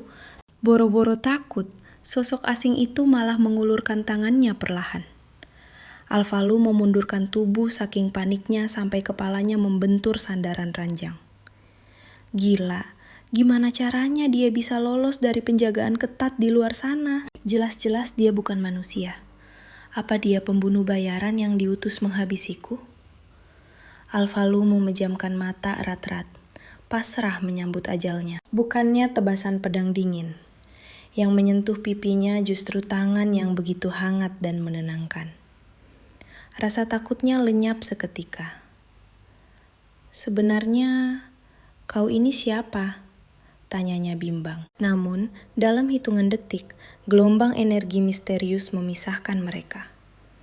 Alvalu refleks mengulurkan tangan untuk menggapainya. Tapi sosok jelita itu sudah memudar di udara bak kabut malam. Tepat di saat yang sama, Neil menerobos masuk karena mendengar keributan. Alvalu masih mematung menatap kehampaan. Otaknya benar-benar kosong, tak bisa memproses apapun. Barusan itu sihir kan? Lamunannya buyar saat suara cemas Neil menyapa. Anda bermimpi buruk yang mulia? Ia memberi isyarat agar kesatrianya tenang. Enggak apa-apa, aku baik-baik saja. Lanjutkan saja tidurmu, Neil. Sayangnya pria itu keras kepala dan menolak pergi. Bersikeras berjaga di sana. Ia bahkan berjanji akan langsung pasang badan jika mimpi-mimpi aneh itu berani mengganggu Tuan Putrinya lagi. Sampai fajar menyingsing, bayangan wanita misterius itu sukses bikin Alvalu insomnia berat. Alhasil, ia cuma bisa rebahan sambil tak henti-hentinya menguap. Ia menoleh ke arah Neil yang mengekor di belakangnya. Padahal pria itu begadang semalaman menjaga kamarnya sambil berdiri. Tapi wajahnya kelewat segar bugar seolah habis tidur pulas. Kok dia bisa sesegar itu sih? Belum sempat dia memecahkan misteri itu, seorang pelayan menghampirinya, melapor bahwa dekorasi pesta agung sudah beres 100%. Begitu kakiku menginjak aula pesta, pandanganku langsung tertuju pada sudut ruangan tempat Emma berdiri. Dia tampak menonjol, dikelilingi gelak tawa dan obrolan renyah para tamu undangan. Kursi-kursi di sekelilingku kosong ngompong. Semua usahaku menarik perhatian di pesta ini lenyap tak berbekas. Namun, di tengah keputusasaan itu, sebuah suara lembut mendadak memecah lamunanku. Bolehkah aku duduk di sini? Mata Alval seketika berbinar penuh harap. Sambil tersenyum menatap si pemilik suara, ia bersorak dalam hati. Akhirnya, ada juga yang berani mematahkan isolasi ini. Di sisi lain, para tamu wanita menatap kami dengan raut syok dan curiga. Alval mencondongkan tubuhnya, lalu berbisik pelan. Kamu tidak takut duduk di sebelahku? Gadis itu menatapnya dengan mata membulat heran. "Memangnya kenapa aku harus takut?" balasnya santai. Alfal sejenak tertegun. Bukankah semua orang di pergaulan sosial ini selalu menggunjingkan diriku sebagai putri bangsawan yang sembrono, arogan, dan sulit diatur? Suara gadis itu kembali menyadarkannya. Memangnya semua rumor itu benar? Alfal buru-buru menggeleng keras. Gadis itu tersenyum lebar. "Nah, kalau begitu tak ada yang perlu dikhawatirkan, kan?" Alfal meremas tangannya dengan cemas. Sambil mengamati reaksi lawan bicaranya, ia mengungkap rahasianya. "Tapi aku ini cacat, tak punya setetes pun mana di tubuhku." Di luar dugaan, raut wajah gadis itu tetap datar, seolah itu bukan masalah besar. "Terus kenapa? Memangnya dunia bakal kiamat?" Mata Alfal berkaca-kaca terharu. Akhirnya, ada seseorang di luar pelayannya yang mau menerima kekurangannya tanpa menghakimi. Sementara itu, dari sudut ruangan, Emma menatap interaksi hangat mereka dengan senyum sinis dan tatapan penuh kebencian. Namun dalam sekejap, Emma kembali memasang topeng andalannya. Ia mengangkat dagu, memamerkan senyum malaikatnya yang sangat palsu. "Wah, sepertinya semua tamu agung kita sudah hadir. Bagaimana kalau kita mulai saja pesta tehnya?" seru Emma lembut. Alfa langsung menyadari niat terselubung itu. Ia menatap tajam Emma sambil membatin. "Gadis ular, berani-beraninya dia bertingkah layaknya nyonya rumah dan mencuri panggungku." Meski begitu, Alfal sama sekali tak berniat menyerah begitu saja pada saingannya itu. Setidaknya ada satu teman di ruangan ini yang berpihak padanya. Saat acara resmi dibuka, Alfal memberi isyarat mata pada pelayan setianya, Harry. Deretan pelayan pun masuk membawa kotak-kotak berbalut pita mewah. "Saya telah menyiapkan sedikit bingkisan sederhana," ucap Alfal dengan anggun. "Anggap saja ini tanda terima kasih karena kalian telah sudi memenuhi undanganku hari ini." Para wanita bangsawan itu saling bertukar pandang tak percaya. Tak ada yang menyangka si putri penindas ini sudi membagikan hadiah. "Tolong, silakan dibuka," bujuk Alfal antusias. Namun seisi ruangan malah diselimuti keheningan yang mencekam. Tenggorokan Alfal terasa tercekat. Hatinya mencelos perih. Sebegitu bencinyakah mereka padaku? Sampai-sampai menyentuh barang dariku pun mereka enggan. Di tengah kecanggungan itu, Blair, teman barunya, memecah kebisuan dengan membuka kotaknya. Ia terkesiap takjub melihat sebuah cambuk kulit berkualitas tinggi di dalamnya. Alfal buru-buru menjelaskan alasannya. "Kudengar putri dari Sang Panglima Agung sangat berbakat dalam ilmu bela diri sejak kecil, dan punya hobi mengoleksi senjata-senjata langka. Makanya, aku yakin cambuk bertahtakan rubi merah darah ini sangat cocok untuk Nona Blair." Tiba-tiba terdengar kekehan sinis dari sudut meja. "Astaga, barang kasar begitu mana pantas dipegang oleh seorang wanita bangsawan?" Blair langsung berdeham keras, membungkam mulut-mulut nyinyir itu. Dengan nada tegas ia berseru, "Ini karya seni yang luar biasa. Aku sangat menyukainya." Antusiasme itu menular dengan cepat. Gadis-gadis lain mulai membuka kado mereka dengan penasaran. Pekik kekaguman pun bergema, karena setiap barang ternyata sangat pas dengan selera pribadi mereka. Alfal akhirnya bisa bernapas lega. Beban berat di pundaknya serasa terangkat. Taruhannya berhasil.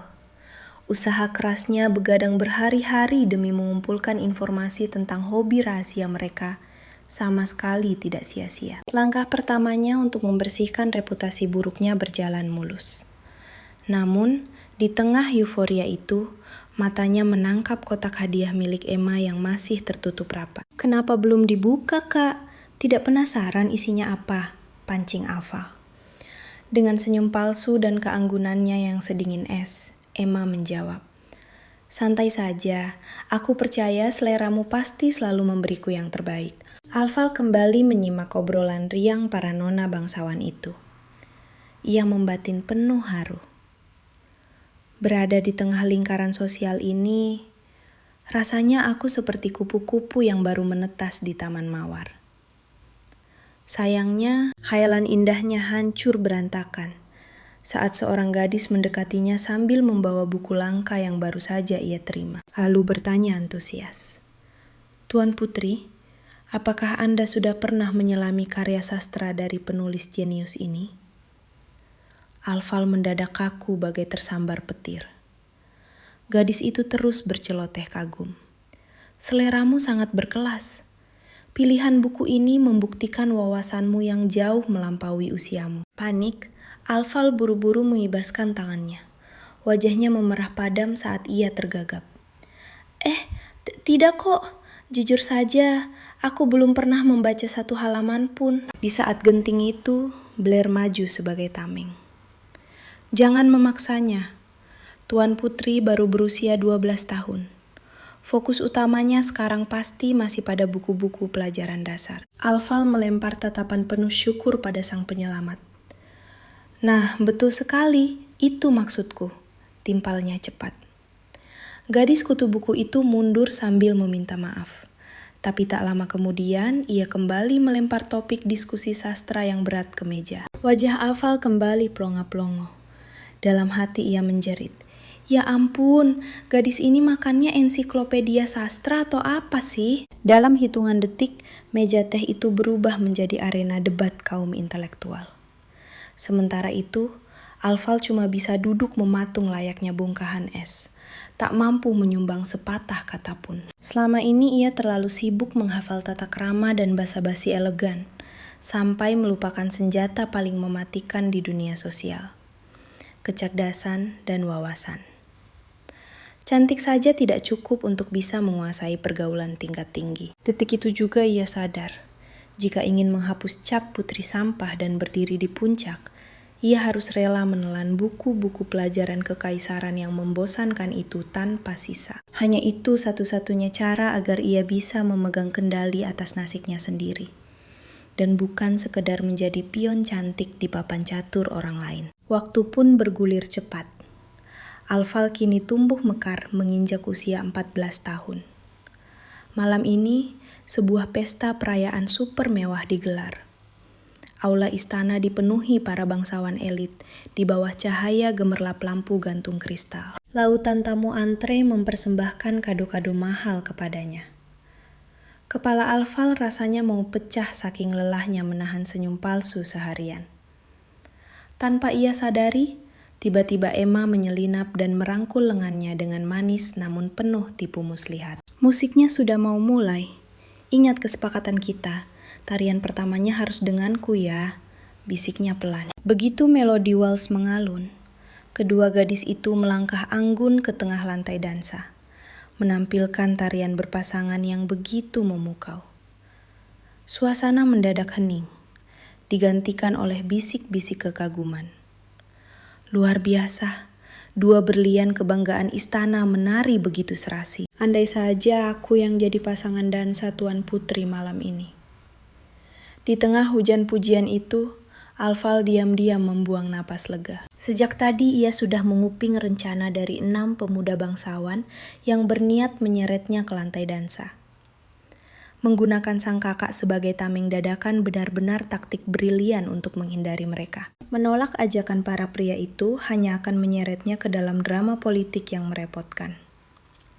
Saat alunan musik berakhir, kakak beradik itu saling menatap dan melempar senyum yang, untuk sesaat, terasa tulus. Namun, tepuk tangan pelan mendadak memecah keheningan, disusul suara berat nan maskulin yang sangat mengintimidasi. "Pemandangan yang indah. Kekompakan kalian sungguh luar biasa." Emma sontak menoleh dan langsung memberi hormat dengan gaya kebangsawanan tingkat tinggi. "Selamat datang Yang Mulia Duke Vetivas," sapa Emma lembut. "Kehadiran Anda adalah sebuah kehormatan besar bagi pesta kami." Mendengar nama itu, ingatan kehidupan masa lalunya langsung berputar bak kaset rusak di kepala Alfa. Duke Vetivas Ramros, adik kandung sang kaisar tiran, kesatria legendaris dengan ketampanan maut yang berhasil memikat jutaan pembaca novel. Di novel sialan itu, Pria inilah pelindung utama si karakter utama. Sialnya lagi, dialah orang yang nantinya akan menangkap basah diriku saat mencoba meracuni kaisar. Sekaligus sosok yang akan menyeretku langsung ke tiang eksekusi. Giotin batin Alfliri. Kuku-kukunya menancap kuat di telapak tangan hingga urat pucatnya menonjol. Aku sudah jadi boneka penurut kali ini. Takkan kubiarkan takdir menyeretku lagi ke tiang pancung. Paham? Di balik tatapan dinginnya yang mengawasi kedekatan dua orang itu, sebuah memori pahit kembali mengoyak ingatannya. Jelas-jelas sang Duk sendiri yang membawa. Emma menginjakkan kaki di istana ini. Lamunannya seketika buyar oleh suara lembut gadis itu. Duke, buku pemberian Anda benar-benar memukau. Walau isinya cukup berat. Sejujurnya, saya agak kesulitan memahami teka-teki di dalamnya. Senyum tipis menghiasi wajah sang Duk. Pelan-pelan saja, Putri Emma. Anda punya banyak waktu untuk menyelami maknanya. Balasnya tenang. Binar bahagia langsung terpancar dari mata Emma. Gadis itu tersipu malu sambil mengangguk anggun. Di sudut lain, Alf hanya bisa mematung jijik melihat drama murahan itu. Keakraban macam apa ini? Mereka malah kelihatan seperti sedang asyik mengobrolkan rahasia gelap berdua saja. Batinnya sinis. Pikirannya terputus saat Duk membungkuk pamit. Namun, baru beberapa langkah, pria itu mendadak menoleh ke arah Alfalu. Saya sudah menyuruh pelayan membawakan hadiah. Ucapnya serius. Langsung ke kamar Anda, Tuan Putri. Semoga Anda menyukainya. Alf hanya membalas dengan ucapan terima kasih basa-basi yang sangat kaku. Begitu punggung pria itu menghilang, ia langsung membuang napas. Lega luar biasa. Akhirnya pergi juga. Sekedar basa-basi dengannya saja sudah menguras energiku. Malam harinya, Alfalu langsung menghempaskan tubuh lelahnya ke kasur empuk. Tiba-tiba, Neil muncul dari sudut ruangan, menunjuk tumpukan kotak hadiah yang menggunung minta dibuka. Alfalu menghela napas panjang, lalu memanggil Vidi dan Herdi. Mau bagaimana lagi? Sini, ayo kita bongkar semua barang-barang ini. Saat Herdi membuka kotak berisi kristal super berkilau, Vidi sontak menahan napas.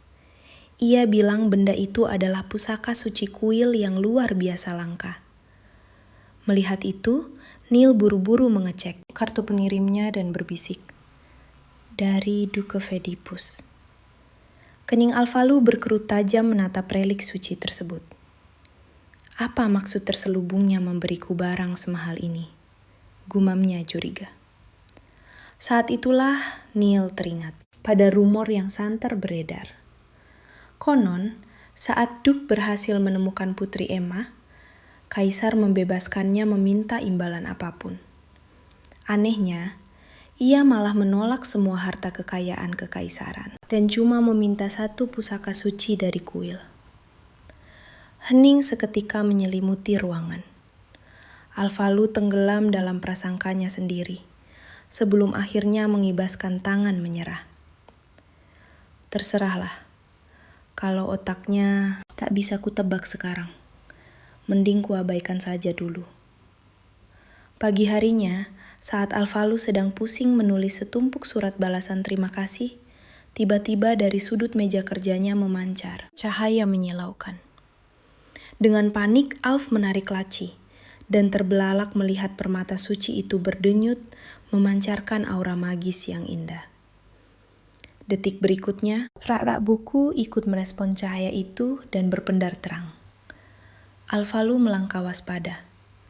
Saat ia menarik beberapa buku tebal, sebuah celah rahasia di balik dinding mendadak terekspos. Matanya bolak-balik menatap batu bercahaya itu dan lubang gelap di dinding. Tanpa ragu, ia menancapkan permata tersebut ke dalam celahnya. Hanya dalam sekejap mata, ledakan cahaya menyilaukan meledak dari sana, memaksanya membuang muka dan menutupi mata dengan lengan.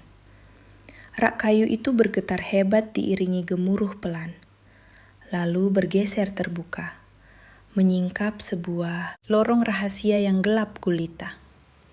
Alvalu menelan ludah, menekan rasa takutnya, dan merayap masuk perlahan ke lorong mencekam itu. Di ujung jalan, matanya menangkap ukiran misterius di daun pintu kuno.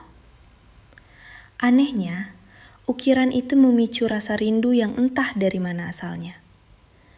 Ia mendorong pintu berat itu, melangkah masuk ke ruangan mirip perpustakaan klasik. Jari-jari Alf lalu meraih buku tebal di atas meja. Sekilas saja ia tahu, itu adalah kitab sihir suci tingkat tinggi. Di kekaisaran ini, setiap orang memang terlahir dengan anugerah khusus. Entah itu sihir hitam atau mana, cahaya suci, yang akan mereka gunakan untuk meraih kedudukan. Namun, pengguna kekuatan suci sangatlah langka. Sebaliknya, kaum bangsawan dan keturunan kaisar berkat darah murni mereka, mewarisi sihir mengerikan yang mampu menundukkan siapapun. Mereka yang ahli memanipulasi mana akan diangkat menjadi ksatria pedang atau master sihir. Sedangkan orang-orang berkat cahaya harus mengabdi seumur hidup, melewati ujian kuil yang menyiksa demi gelar pendeta. Mata Alf menyapu seluruh penjuru ruang rahasia itu dan menyadari setiap gulungan serta pusaka di sana menyimpan rahasia tingkat tinggi kuil. Apa tempat ini semacam berangkas rahasia milik kuil agung? Batinnya bingung. Belum sempat ia mencerna semuanya, tatapan Alvalu terpaku pada sebuah kristal berpendar di atas meja. Tangannya bergerak sendiri menyentuh batu itu, seolah terhipnotis. Dalam sekejap, kilatan cahaya menyilaukan, memancar, memunculkan proyeksi roh seorang wanita yang selama ini selalu menghantui mimpinya. Alvalu mematung kaku macam es. Matanya melotot tak percaya. Jangan-jangan ini ibuku yang sudah meninggal 10 tahun lalu? Sosok itu memancarkan kecantikan surgawi yang tak nyata. Tangan ilusi sang ibu terulur lembut, mengusap pipi Alf. "Selamat ulang tahun bunga kecilku," sapanya dengan suara sehangat angin musim semi. Napas Alf tercekat, air matanya langsung menggenang. Ia terlalu syok sampai tak bisa memproses keajaiban di depan matanya. Karena rindu, ia nekat berhambur memeluk ibunya. Namun, tubuhnya malah menembus bayangan itu bak memeluk angin kosong. Senyum sendu terukir di bibir ibunya. Ibu cuma ilusi rapuh yang tercipta dari sisa kekuatan suci. Tangis Alf pun pecah. Air matanya mengalir deras. "Selama ini aku pikir," isakannya tertahan. Tangan ibunya kembali mengusap kepalanya, berusaha menenangkan putrinya. "Jangan menangis sayang. Kalau kamu bisa masuk ke ruangan rahasia ini, artinya kamu pasti sudah menginjak usia 14 tahun kan?" Di momen haru itulah sang ibu akhirnya membongkar rahasia besar yang terkunci rapat selama 14 tahun terakhir. Alvalu tersentak luar biasa saat tahu. Wanita yang melahirkannya ini dulunya adalah saintes agung di kuil pusat. Sebelum Alvalu lahir, ibunya merasakan lonjakan mana hitam yang bergejolak hebat dengan aura suci putih di dalam rahimnya. Ya, dewa telah menakdirkan Alvalu sebagai manusia pertama di kekaisaran yang mewarisi sihir penghancur sekaligus kekuatan suci tingkat tinggi. Sayangnya, anugerah gila semacam ini sama saja dengan bom waktu yang akan memancing keserakahan para tiran. Ketakutan, sang ibu akhirnya menyegel total seluruh kekuatan spiritual putrinya, dan hanya meninggalkan warisan buku-buku sakti serta relik kuno. Ia merancang ruangan ini agar baru bisa terbuka saat Alvalu genap 14 tahun. Waktu yang pas untuk membangkitkan kekuatannya demi pertahanan diri. Tunggu, kalau begitu aku bukan aib tak berguna keluarga kekaisaran dong. Kekuatan aslinya bahkan di luar nalar. Ia bukan tuan putri cacat yang selalu dicemooh bangsawan. Mendadak, ingatan Alf terlempar pada ramalan aneh seorang pendeta tempo hari soal belenggu tak kasat mata. Apa jangan-jangan maksudnya segel kekuatanku ini? Di tengah kepalanya yang mau pecah memikirkan semua ini. Alvalu kini tak bisa tidur. Semalaman ia guling-guling gelisah di kasur. Cara menghancurkan segel itu masih jadi tanda tanya besar. Satu-satunya jalan keluar hanyalah melatih diri. Dengan membedah buku-buku kuno itu segila mungkin. Demi hari di mana ia bisa memutus rantainya. Sementara itu, jauh di sudut kuil yang temaram, suara berat seorang pria berjubah hitam terdengar menggema. Jangan sampai membuat tuanmu kecewa, ancamnya pada bayangan di depannya. Perlahan, sosok misterius yang ditegur itu mengangkat wajahnya malas. Begitu tersorot cahaya, tampaklah wajah sang peramal misterius yang dulu mencegat Alvalu. Pagi harinya, Alvalu duduk sarapan dengan tatapan kosong melompong. Bagaimana tidak, ia sudah begadang semalaman, suntuk mengacak-acak literatur kuno di ruang rahasianya. Tapi kunci pembuka segel itu tetap saja nihil. Batin ini rasanya remuk redam, menyisakan helaan napas yang begitu berat. Belum juga reda rasa penatku, sang ayah mendadak melempar kejutan tak masuk akal. Besok, kami berdua harus berangkat untuk mendaftar ke Akademi Kekaisaran. Bola mata Alval membesar saking kagetnya. Kok bisa secepat ini? Bisiknya nyaris tak percaya. Bisa-bisanya alur utama novel ini melompat begitu saja. Sementara itu di kamarnya, Neil dan Harry sibuk bukan main menjejalkan seisi ruangan ke dalam koper-koper besar. Alval menatap mereka sambil memijat pelipisnya lelah. Tolong hentikan kegilaan ini. Aku sama sekali tidak butuh barang-barang itu. Bukannya menurut, kedua pelayan itu malah menyela serempak dengan keras kepala. Persiapan keberangkatan yang mulia harus dilakukan sesempurna mungkin. Kami tak rela membiarkan Anda kesusahan hidup di tempat asing. Alval kembali mendesah pasrah. Pandangannya lantas beralih pada Fedi yang sedari tadi mematung dalam diam.